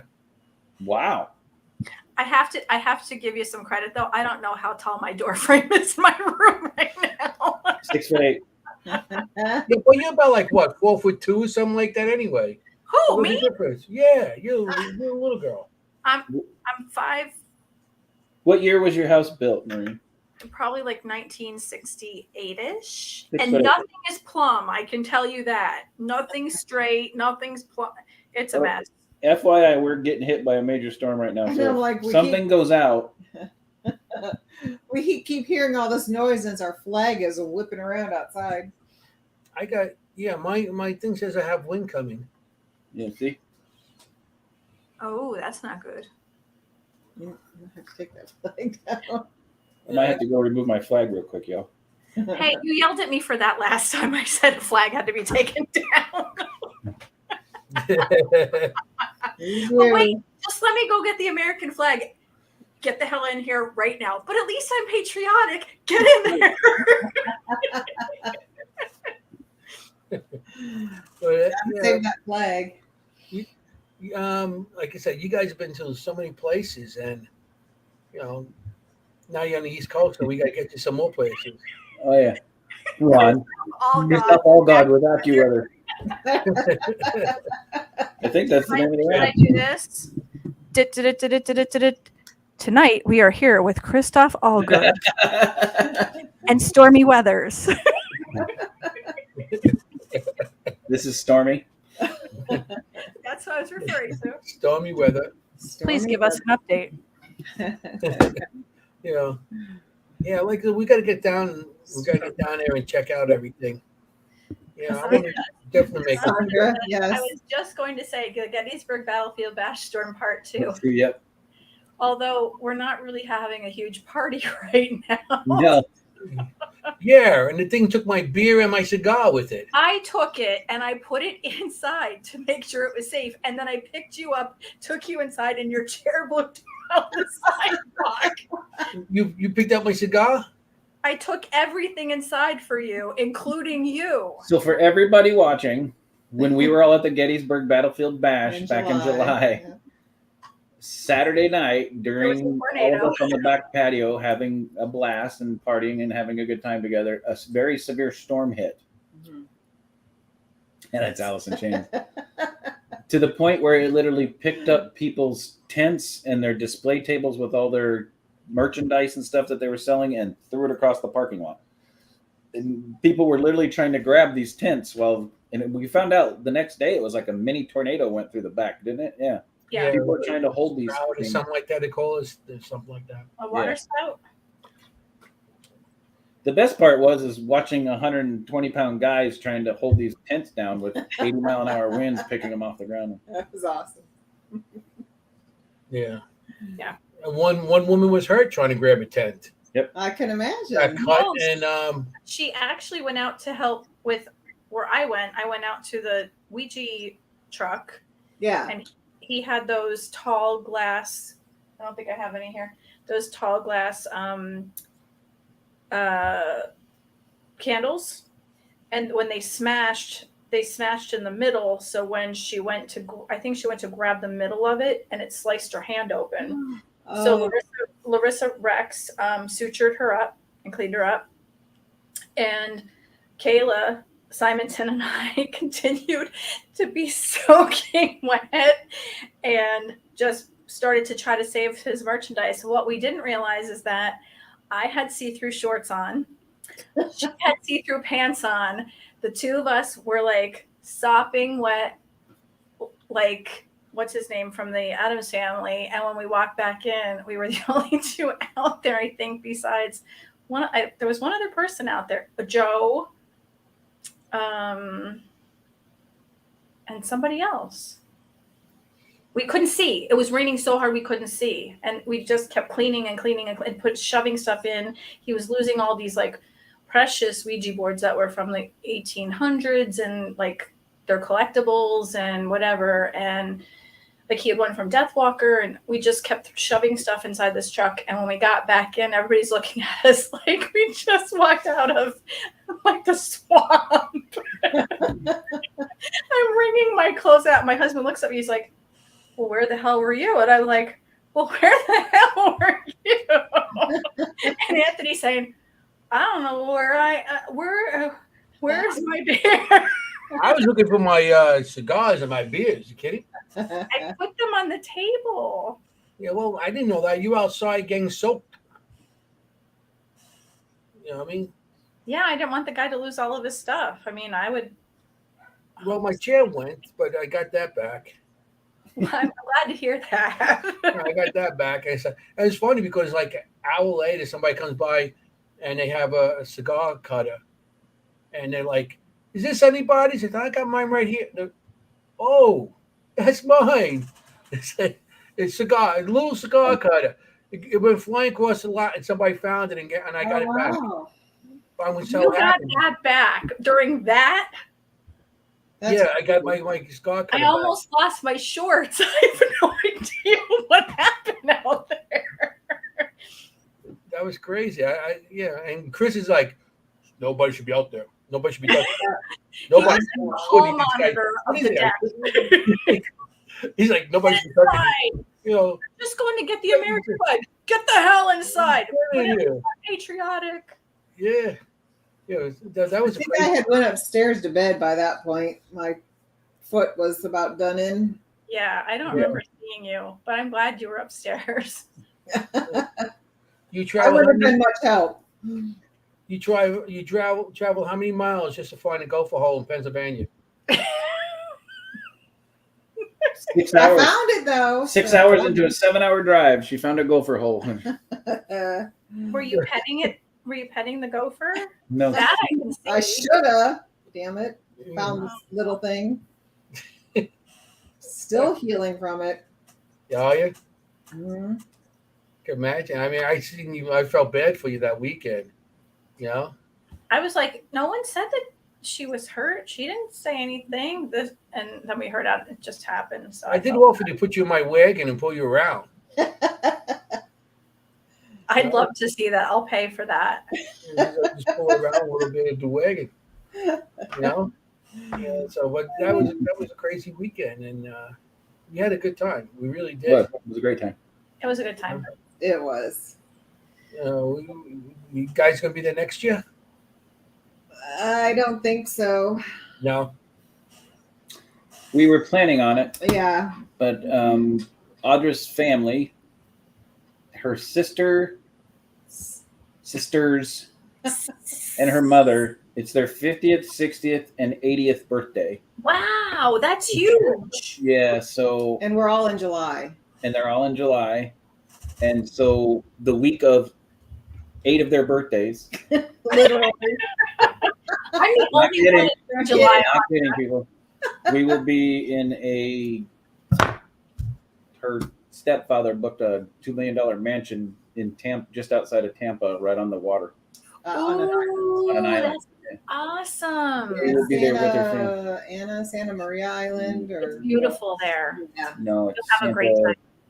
No, it's one of those islands. it's a key right off the island on the base on the Gulf side. Okay, I'll meet you there. We can all celebrate together. Right? We will all be in the same house. There will be tons of drinking. That should be interesting. To Yeah. say the least. And unfortunately, we booked it, and then they scheduled the bash for the same week. So, Well, maybe they can move the bash for you. Okay. You know. You think? I told Ron and Lourdes to get a hold of Steve and Pam and ask them if they can Can move they it a just week. push it? Yeah. Push it a couple days away. You know, it's like, hey. If they moved it 1 week, either before or after, we could do it. See? Yeah. But you guys, I know you're going down to Florida. You're going to bring some equipment with you, just in case you get into like a sudden, hey. No, Okay. when we're around Audra's family and they drink, we tend to. It's not something you need to record because We don't record that kind of stuff. Yeah, mine's kind of the same. Yeah. Well, you pass the cemetery and, just go out there and say, hey, let's do some EVPs. You guys are driving down there? We are, yeah. It's only about a 10-hour drive, so it's not too bad. Why don't you stop at Bonaventure Cemetery in Georgia? I try to avoid Georgia. We're going to go all the way around Georgia and then down in the Florida. Get onto a nice little boat and Yeah. go around. I know. Savannah. It's in Savannah. Oh, okay. We are It going has to make a trip the to little Savannah girl soon. from the Garden of Good and Evil. Yeah. It's a really amazing cemetery. We were Yeah. there. We stopped there because we drove all the way down to Key West. Okay. And we stopped in different places. And Savannah was one of them. And honestly, the buildings are beautiful in certain parts, but it wasn't what I thought it was going to be. And I think we might have missed some of the places that we should have been in. It was not what I thought. And I was really upset about that because I thought it was going to be very different. And we thought that about Charleston. We were a little disappointed in Charleston. We went to Charleston and we went to like the beachy area and we loved it. But Charleston, we saw like the Millionaire Row and it was really beautiful. Yep. But I thought it was going to be different too. Charleston is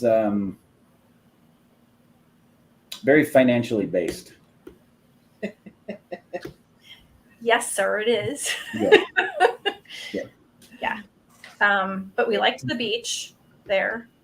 It was pretty. The water was nice. Never been. We were supposed to go to New Orleans, and that was Love New Orleans. because of COVID. We wound up in North Wildwood instead. Not the same, No. but it was a nice vacation. So we still need to get back to New Orleans. Yeah, I would love to go back, actually. Let's do it. Okay. Anthony, you ready? Let's go. I'll Beignets? get on my bicycle. I get my golf car. I'll just drive down there. Okay, we'll meet in like 4 years from now.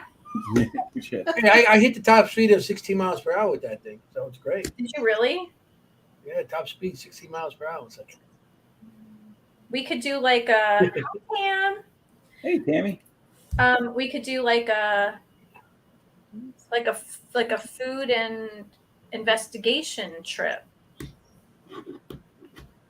It'll never be the same. go I'd down there. go back in a heartbeat. Go down there and taste food. Go all the way down. Yeah. Okay. That's nothing. I have no problem with that. I know you don't. Hit the Food head. and haunting. Hey, what else is there in life? Food and haunting. That's Food it. and hauntings. I want to Food, go to friends, and ghosts. cemeteries. I want to go to Madame Laveau's. Been there. Yeah. How was it? Saw her grave. Yep. How was that place? It is cool. It was. Which place? The building or the grave? The building. It's all right. It's touristy. Yeah. It's very Yeah. touristy.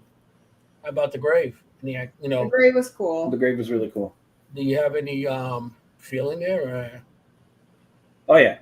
The just in the French Quarter alone, it's just it's like Trans-Allegheny magnified.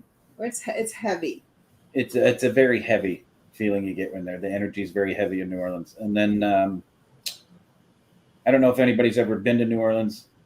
Yeah, Bloody Mary's museum is awesome. We were there too. Of course, it was before Ron and Lourdes, way before. But we did the #1 cemetery tour, which Marie Laveau is buried in. And for anybody that doesn't know, New Orleans sits so high on the water table that they don't bury people. Mm-hmm. So a lot of people go to these cemeteries and they think that there's bodies in these tombs. There's not. So what they do is if you open up the tomb, there's a slab of marble or something in there. Stone marble. And they literally put the bodies on it. And the heat and the temperature of the tomb turns them to ash. Wow. So multiple people are placed in the same tombs because once they turn to ash and then the next member of the family passes away, they go in there with a squeegee, scrape off the ashes, and place the next person in there. So they leave them and they just move them. No, well, this is going to be really gross. So everybody pay really close attention. Use bottled water to brush your teeth in Louisiana. The ashes go down the side into the water table. No. Yes. So they're absorbed into the water table. Of course, we found this out 3 days after I've been brushing my teeth with the sink water. But here's the thing. Then they're cooking with that too. I'm sure, I hope they have a good water treatment plant. You just stuttered so bad then. You know that I'm right. Oh, I know you're right. Yeah. But we were ensured that all the water coming out of the sink has been treated enough that it doesn't matter. You're still brushing your teeth with dead people. So we're all haunted. Yes. So the reason why there's multi-family tombs, everybody thinks it's this great big huge mausoleum type thing. It's not. It's literally 4 foot wide by 6 foot tall little thing, and they literally pull the rock cover off and put the next one in. Well, before they do that, they clean off the old one, dump them into the water table, they put the next one in. Why even clean them off? Well, you gotta have a flat surface. Not necessarily. You don't want to mix people up, then. Yeah, I mean, like, why mix people up when you can just drink them?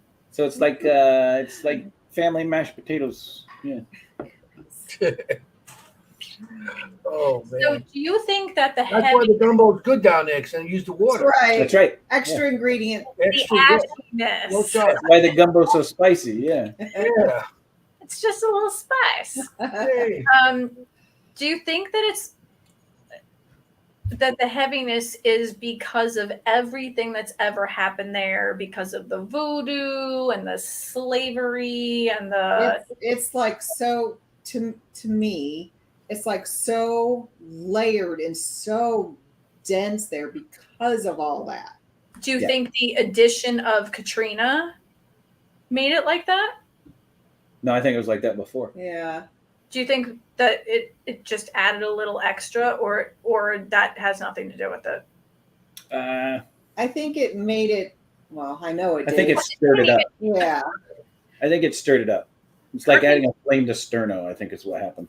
I don't think people realize that Hurricane Katrina did not even hit the quarter, which I find to be so bizarre. Nope. Well, it hit the quarter, but it didn't flood it. Right. Yeah. Didn't damage it. Yeah. It's almost like it was saving the evil. Well, it's where the levees broke.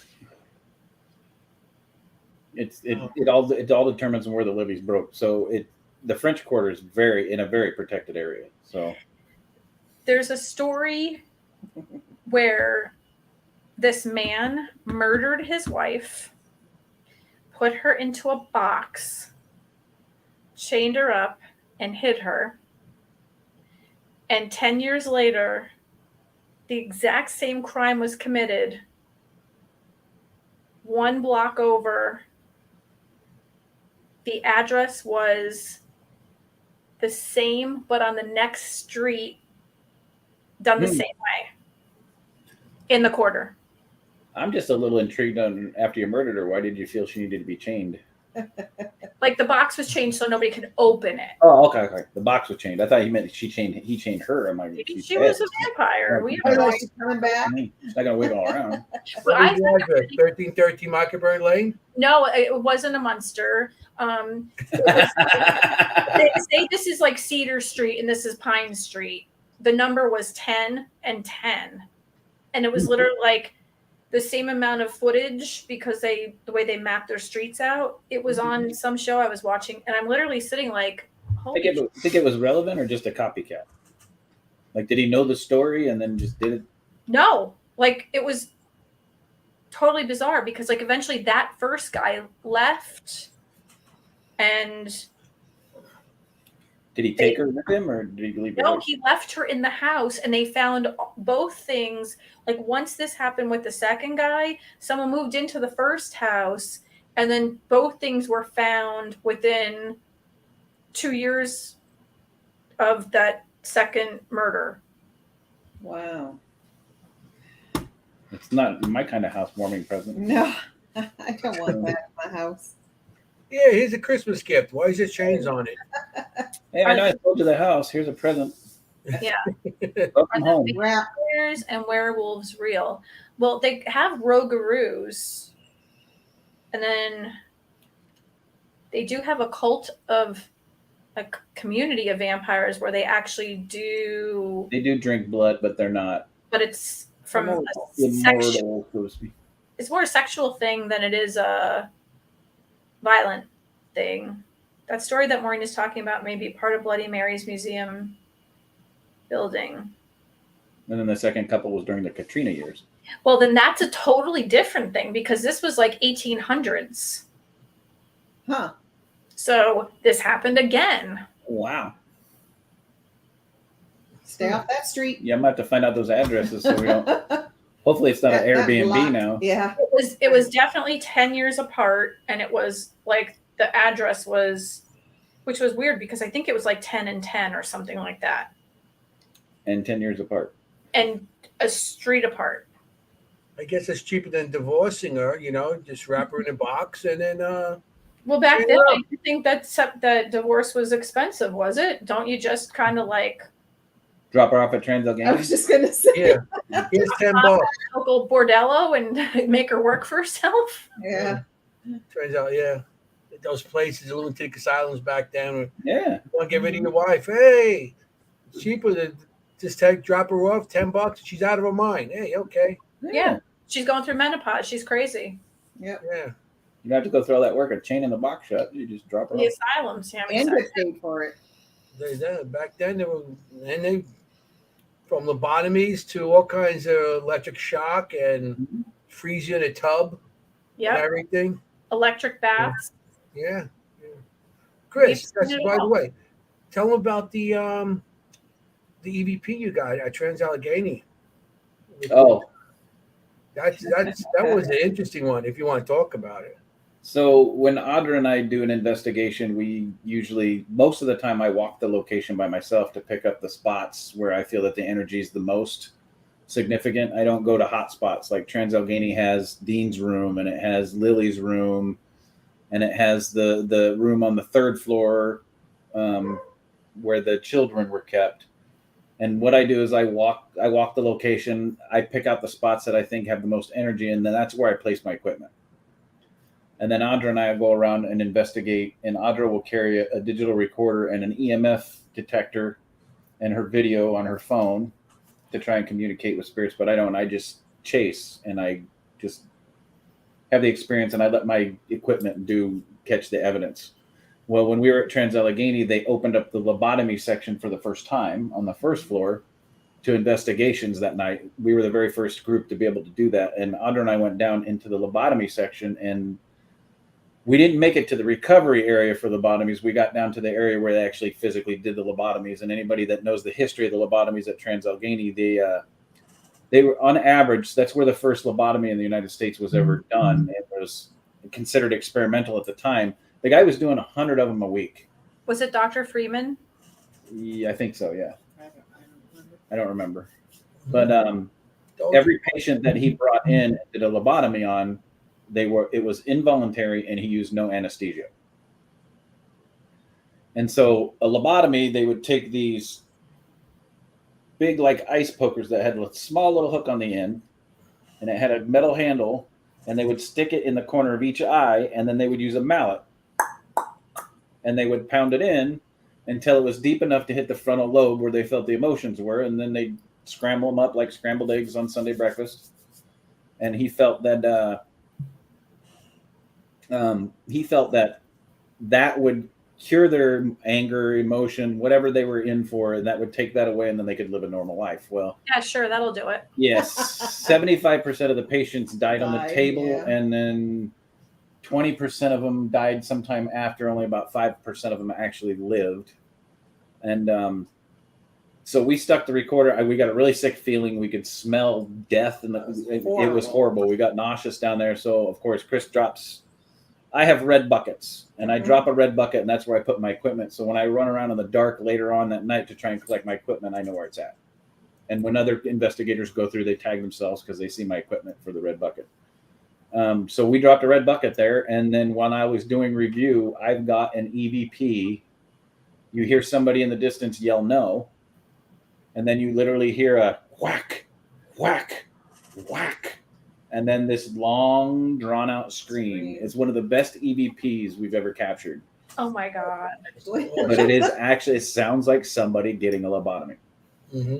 It's scary. I mean, when you first hear it, it's like, are you kidding me? Holy shit. Yeah. Like, yeah. You can hear the chiseling into the skull, into the back of the brain, and the scream. You can actually hear it. Yeah. You know what I mean? And there was nobody in that area of the hospital at that time. It was completely empty when we caught that EVP.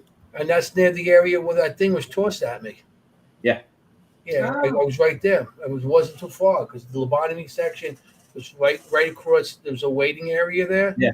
And right over there. And I was on the other side where they gave out the treats to the kids and stuff like that. And that's where something was tossed at me. And I actually caught it on video. Something coming up, hitting. You can hear it hit me. You hear me say, something hit me, and then coming back down. So our recorder was about 30 to 60 feet down from that waiting area, down in front of all the individual doors where they actually perform the lobotomies. Yeah. So that's an awesome catch. It is. That's one of my favorite ones. Yeah. That literally makes me sick to my stomach. Oh, yeah. I mean, you think what happened? We're thinking, well, that's great, but because we're catching it. But you think about right. What's and it was going a pure Class A too. I didn't have to amplify it at all. No. It was intense. It was pretty cool. Can you imagine I'm sitting in my office by myself doing review, and that comes across the recorder. Yeah. How did it make you feel, Chris? Sick to my stomach and freaked out all at the same time. Yeah. Audra, when you heard it, how did you feel? Same. It was like reliving walking down there again. It was like, it was horrible. Yeah. And for like days or weeks afterwards, every time I thought or relived us just walking down there, I was like, all right, I'm going to get sick. I'm going to get sick. I feel like I'm going to throw up right now. It was, I can probably find it. It was bad. You guys want to hear it? Bad. You have it? Can you put it up? Let me get through all my files. Hang on. We were just someplace that we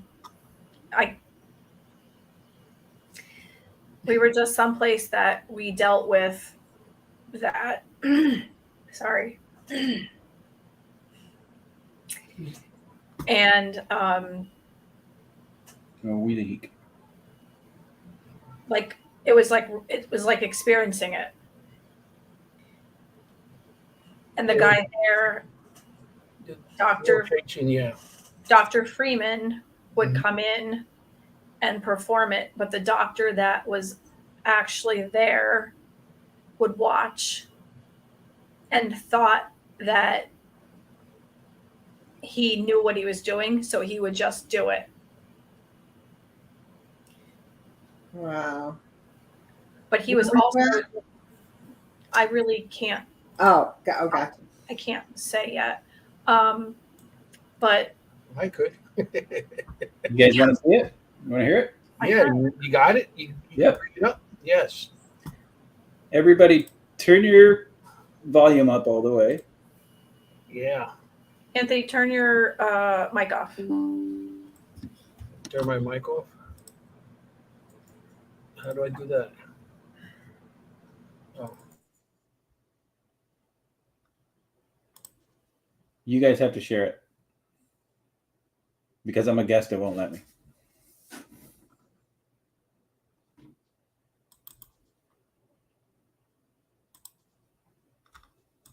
Oh, never mind. Here we go.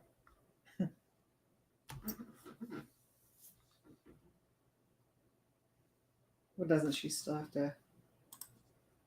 Or no? You guys have to bring it into the show. Yeah. I'm like, you still have to. There we go. Here. All right, here we go.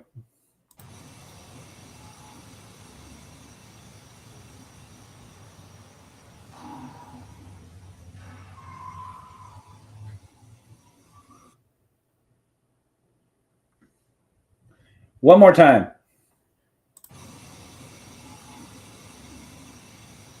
And that's a kid.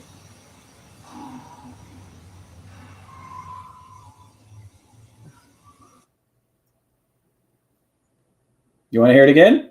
No.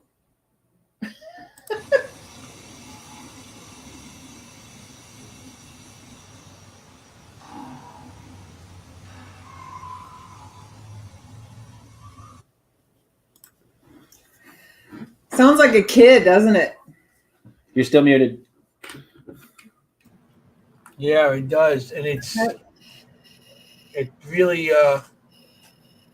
it's just to hear it, it's bad. Yeah, I got goosebumps. And being in that location too, I was right there by myself most of the night, that whole time, and I got hit.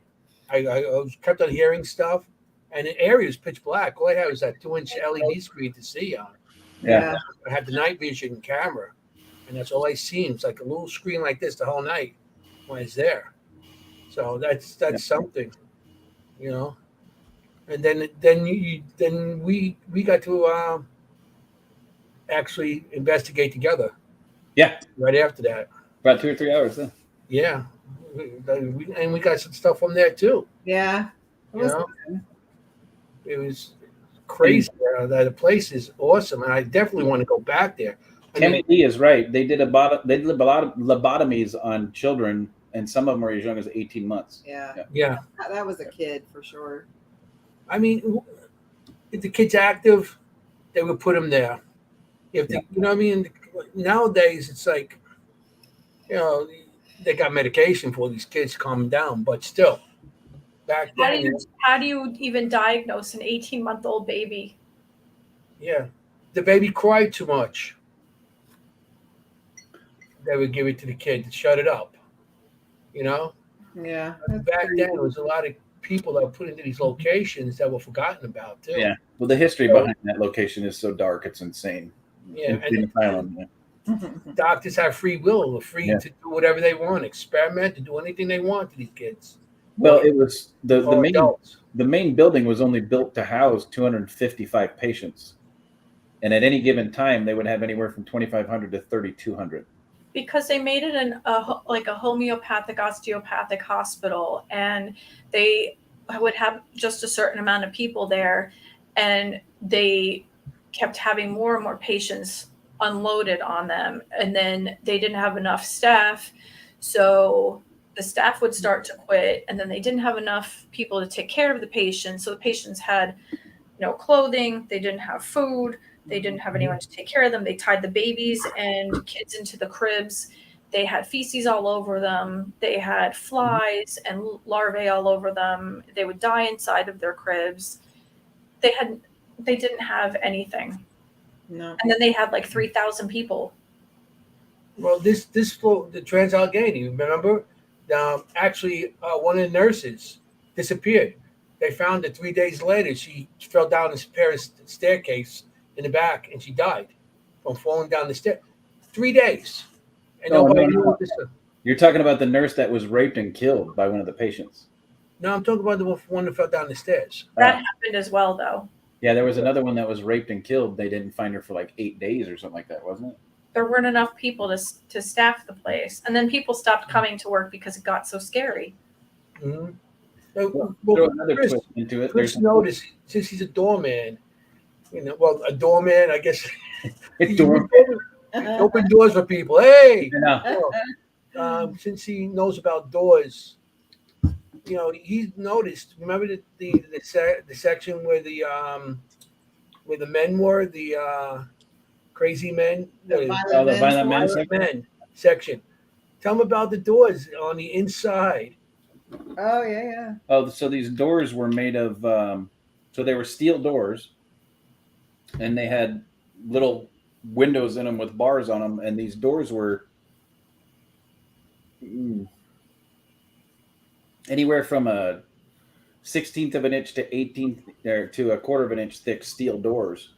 And if you open up the doors, there's fist marks in these steel doors. So these guys were hitting these doors so hard they were denting these solid steel doors with their hands. It might even be their head. Yeah, it could be their head, could be anything. Yeah. But they didn't have furniture they could hit the doors with, so they were physically hitting these doors from the interior and putting dents in them. You know, there's some location. I mean, that's and what was the that boy that the handicapped man that was like with a 7-year-old mind that was murdered. Dean, yeah. Dean. He was murdered by 2 other patients, and they tortured him. It was like a free for all. I mean, they had. I'm sure there wasn't really security there. They couldn't even get nurses or doctors there. Yeah, but they did that not only in Trans-Allegheny, the lunatic asylum. I remember when we went to West Virginia, but in West Virginia Penitentiary, and there's a section where there's dentist chairs and stuff, and if they bit people, they would pull their teeth out. Oh. As their punishment. So well, they were just pulling their teeth out if they needed any kind of dental care because there was they didn't have the finances to fix them, so they would just rip their teeth out. No, well, if a patient bit somebody, they would also take their teeth out as punishment. If they did it more, if they were multiple, they did it more than one time with no anesthesia. Yeah. Oh no, there was no anesthesia. And that. Right now, the lobotomy one we just heard, there was probably no anesthesia part of that neither. You okay? Yeah, I had to check outside it, make sure we're not in the middle of a tornado. How bad is it? Pretty it got bad quick. So really, you know.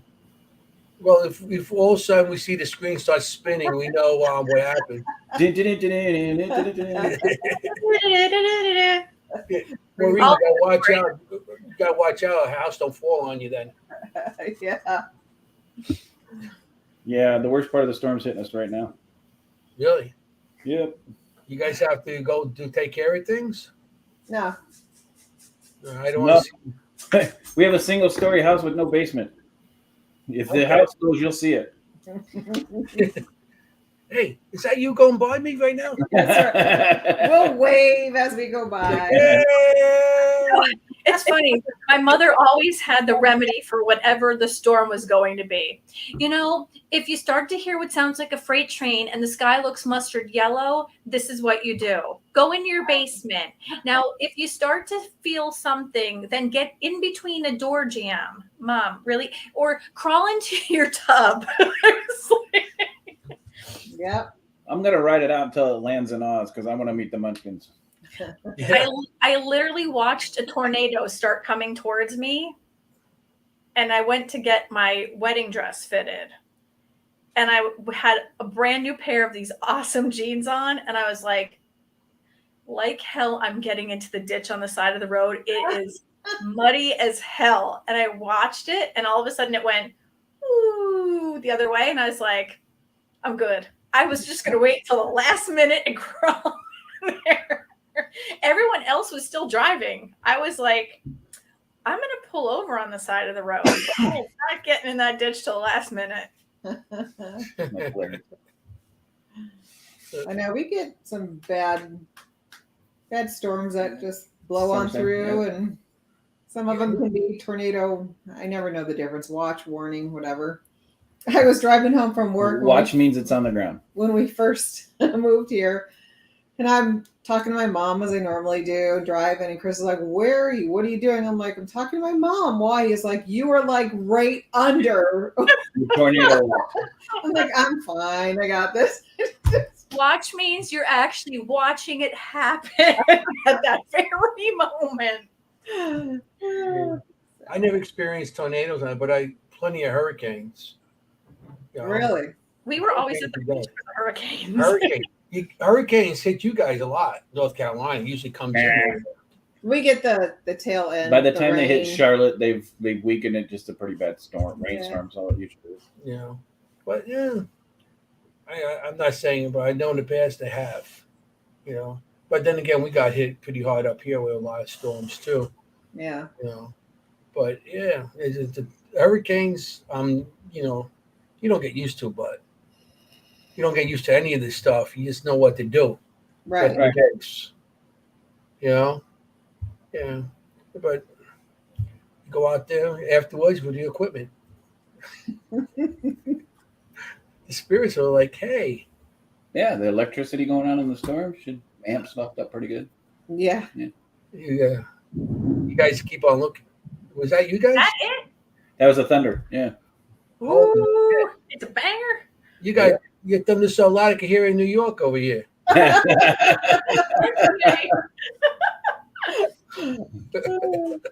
So, you guys got anything coming up or anything that you want to talk about or? No, we're still open for the investigations at the Montgomery House if anybody's interested in coming down. Of course, we have our podcast every Monday night on UNX, Facebook, and YouTube. Entity Voices Paranormal Evidence. We go live at 9 p.m. and Eastern time. And anybody that hasn't seen the podcast, what we do is we bring on other paranormal investigators, whether experienced or not experienced, fresh out of the gate, and we let them show the evidence that they've captured, like the piece I just showed you, at some of the locations that they've investigated. Introduce you to them, let them promote themselves a little bit and get them out there into the paranormal community. We believe 100% in para-unity, so we promote it as much as we possibly can. Tony and Sheree Rathman are on there. Ron Iacovetti and Lourdes Gonzalez are on there with us. All six of us do it every Monday night on Facebook. We go Facebook Live and YouTube. And then what else? We have our Southern Entities Facebook page. Go ahead. I was on Monday. Yes, yeah, Maureen was on last Monday. Anthony's been on 3 or 4 times. Maureen's That was my second. And then every once in a while, the 6 of us also show evidence, like I just showed you guys, of investigations that we've done too, just to show you that we don't just talk about it. We actually go out and physically do it. And between the 6 of us, we've got many, many years experience doing paranormal investigations. Audra and I are sensitives. We don't claim to be mediums, but I'm a ordained minister. We do house cleansings. We do house cleansings and blessings, and I'm also studying the demonology too. So eventually get into the darker stuff for people that need help, and we don't charge a thing for that. So if there's anybody in the area that wants to reach out to us for help, we're always here for you. Absolutely. What else? Anybody? Ron, Lourdes, Tony, and Cherie just put out a 3-part docuseries for Staticom on Paraflix. If you guys want to check that out, that's fantastic. The Staticom is, in the 25 years I've been doing this, that is the best form of communication I have seen yet. Yeah, me too. Yeah. That's cool. Never seen anything like it. It's phenomenal. It's the best thing out there right now. I can't wait for the house. Is it called the house In between the 3rd part? Mm-hmm. That'll be awesome too. Ron is so awesome. Mr. Iacovetti is one of the best dudes. Him and Lourdes are fantastic people. Yeah, I'll keep them around for a little longer. Yeah, we'll keep them around. We think they're awesome as well. So Ginge said, that's interesting if more activity is reported during or after major storms or close to areas with EMI or electrical stations. We got a lot of activity during a storm. I think I've investigated during storms, and I think that when there is thunder and lightning going, there is definitely more because of like the staticky stuff. Right. I don't know how you guys feel. Static in the air, of course. Yep. Absolutely. We did that. Of course, Phoenix was also known for their wicked monsoons and thunderstorms that would just blow on through. And Tony, Cherie, and Chris and I were at Phelps Dodge Hospital on one such lovely occasion, and it was a worse storm than the one we're having here right now. Yeah. I mean, it was bad, and it's like you could hear them, like you could just sit and just listen to. I mean, you could just like hear so many people talking. It was incredible. So Tony showed a clip. We did a bloopers show a couple of weeks back of funny things that we've done investigating, funny things that we've created. And he showed a clip of me at Phelps Dodge. So for everybody that's watching, I used a former law enforcement. 10 years with the Maricopa County Sheriff's Department in Arizona. And that night, the voices we were getting from the ambient noise created by the rain and the water, we thought there was people running on the first floor, screaming and yelling. It was that loud. To the point where I kicked out of paranormal investigator mode and kicked into law enforcement mode. I pulled my weapon and cleared the building. And Tony actually showed a clip of me coming out of one of the doors the other night. And I didn't have an EMF detector in my hand. Let's just put it that way. It would actually be funnier if you did and thought you didn't. Yeah. Awesome. Freeze. Oh shit, that's my K2. It literally, we were on the second floor, and all four of us, and we were the only people in the building. And there's only one way in and one way out because I screwed all the other doors shut. So when we heard somebody in the building, we thought somebody broke in. I literally looked at the three of them and went, "Stay here." And I went, drew what I needed to draw, and went downstairs and cleared the building. And there was nobody in the building at all. So do you always go into cop mode when there's a thunder and lightning storm? No, I do when I think there's people in a place they shouldn't be. Yeah. Like taking down a tent in a storm. When we were in Trans-Allegheny, it rained that night. Remember, we had the thunder lightning. Yeah. Yeah, but I wasn't allowed to bring that in with me that night. Oh, okay. Well, and we were surrounded by a lot of people that night where at Aho Hospital, there wasn't anybody else. And all four of us were hearing all of these voices. I mean, it literally sounded like there were kids running around downstairs. Well, older kids running around downstairs. Yeah, it literally sounded like people running the first floor, screaming and yelling. That's awesome when you get stuff like that and there's nobody there. There's nobody there. And that was at Aho. No, that's awesome. That was at the Phelps Dodge Mining Hospital in Aho, Arizona. That's when it became Asshole Hospital. Yeah, so I don't get scared of dead people. Real people scare me more. Yeah, that's real people and animals. Ah. If you go into a location and you gotta I'm not talking about squirrels and I'm talking about something that could eat you. No, Even wild dogs. If you go into a location, you see a dog. coyotes and stuff. I wouldn't have too many coyotes here in Queens, unless they're women. But Cougars. But what's a coyote? A really ugly cougar? Yeah, that's what it is. a dog. But it's you go on location, you see something. Even a raccoon could, if you trap it and they get scared, those things could do damage to you. And you go in and you see somebody shooting a needle or something else. It's depending where you're going. So the spirits don't bother me neither. My grandfather said, "Don't worry about the dead, worry about the living." That's right. That's going to be our motto at the end of the show. You just figured it out. That's Don't worry about the dead. Worry about the living. Stay haunted. Yours is don't Stay worry haunted or something. I don't know. Stay something. He keeps trying to come up with something at the end that's catchy. Well, I like what I've been saying. Okay, well, we'll see what everybody thinks at the end. Yeah. So do entities ride on the storms?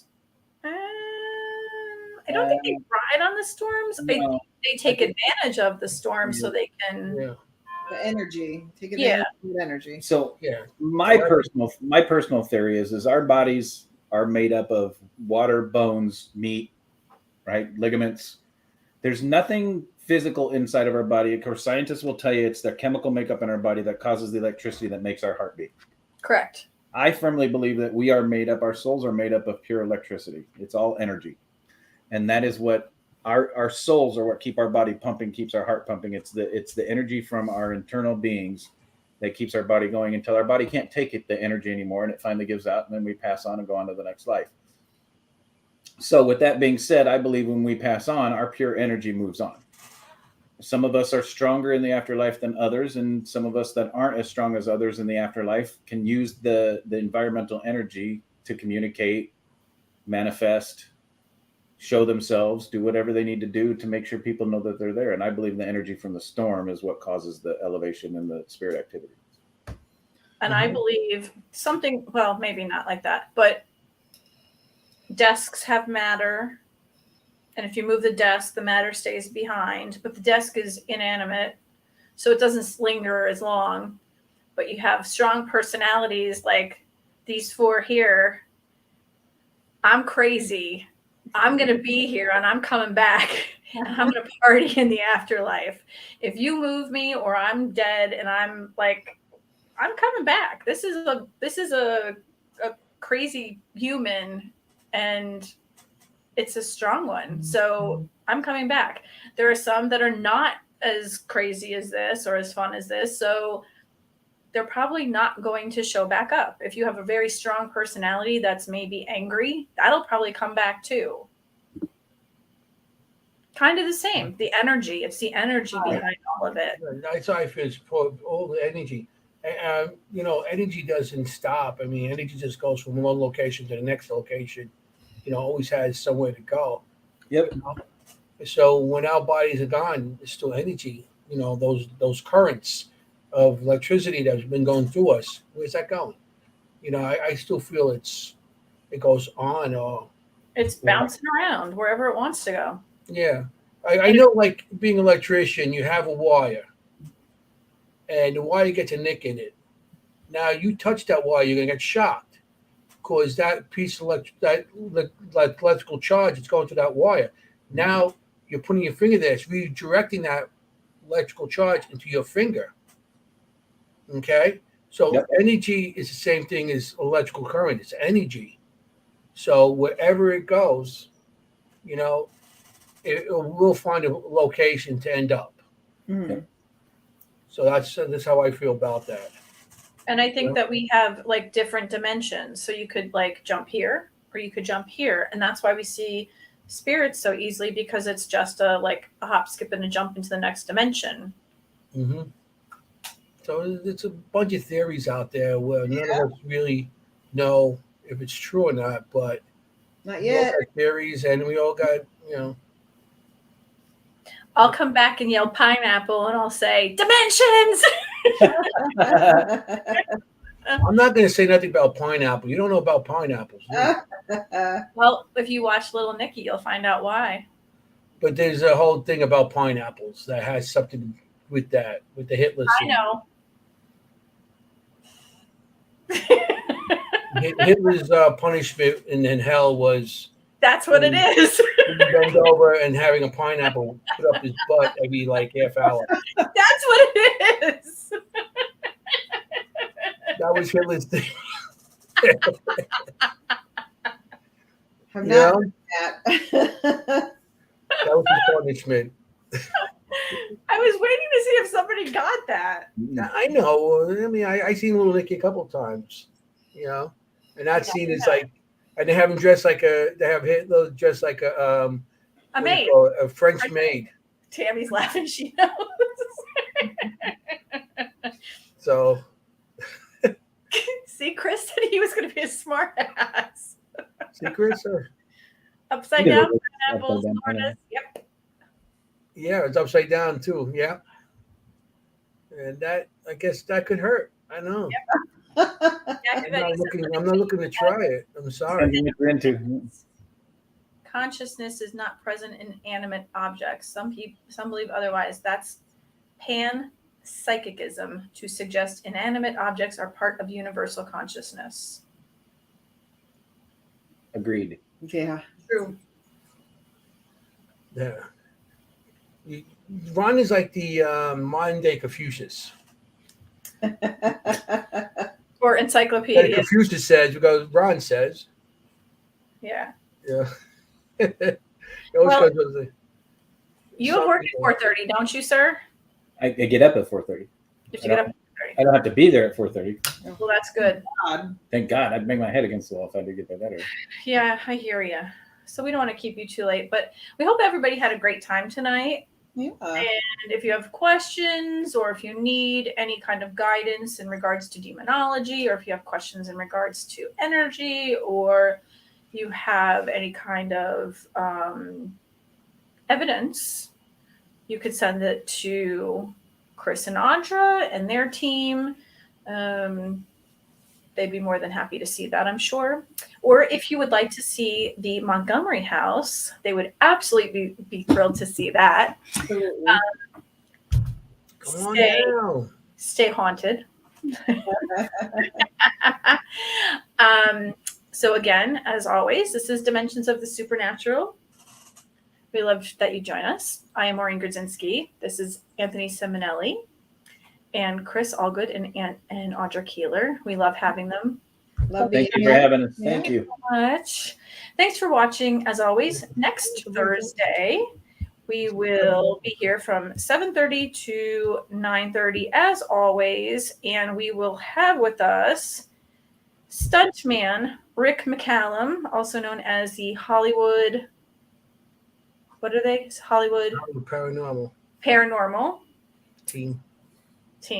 Thank you for that. I appreciate it. Okay. So we will see you next time. Have a great night, everybody. Thanks for watching. What? It was cutting me off. What? Oh, you have to say your thing. Stay safe out there. You want to look for ghosts, not be a ghost. Don't forget about it.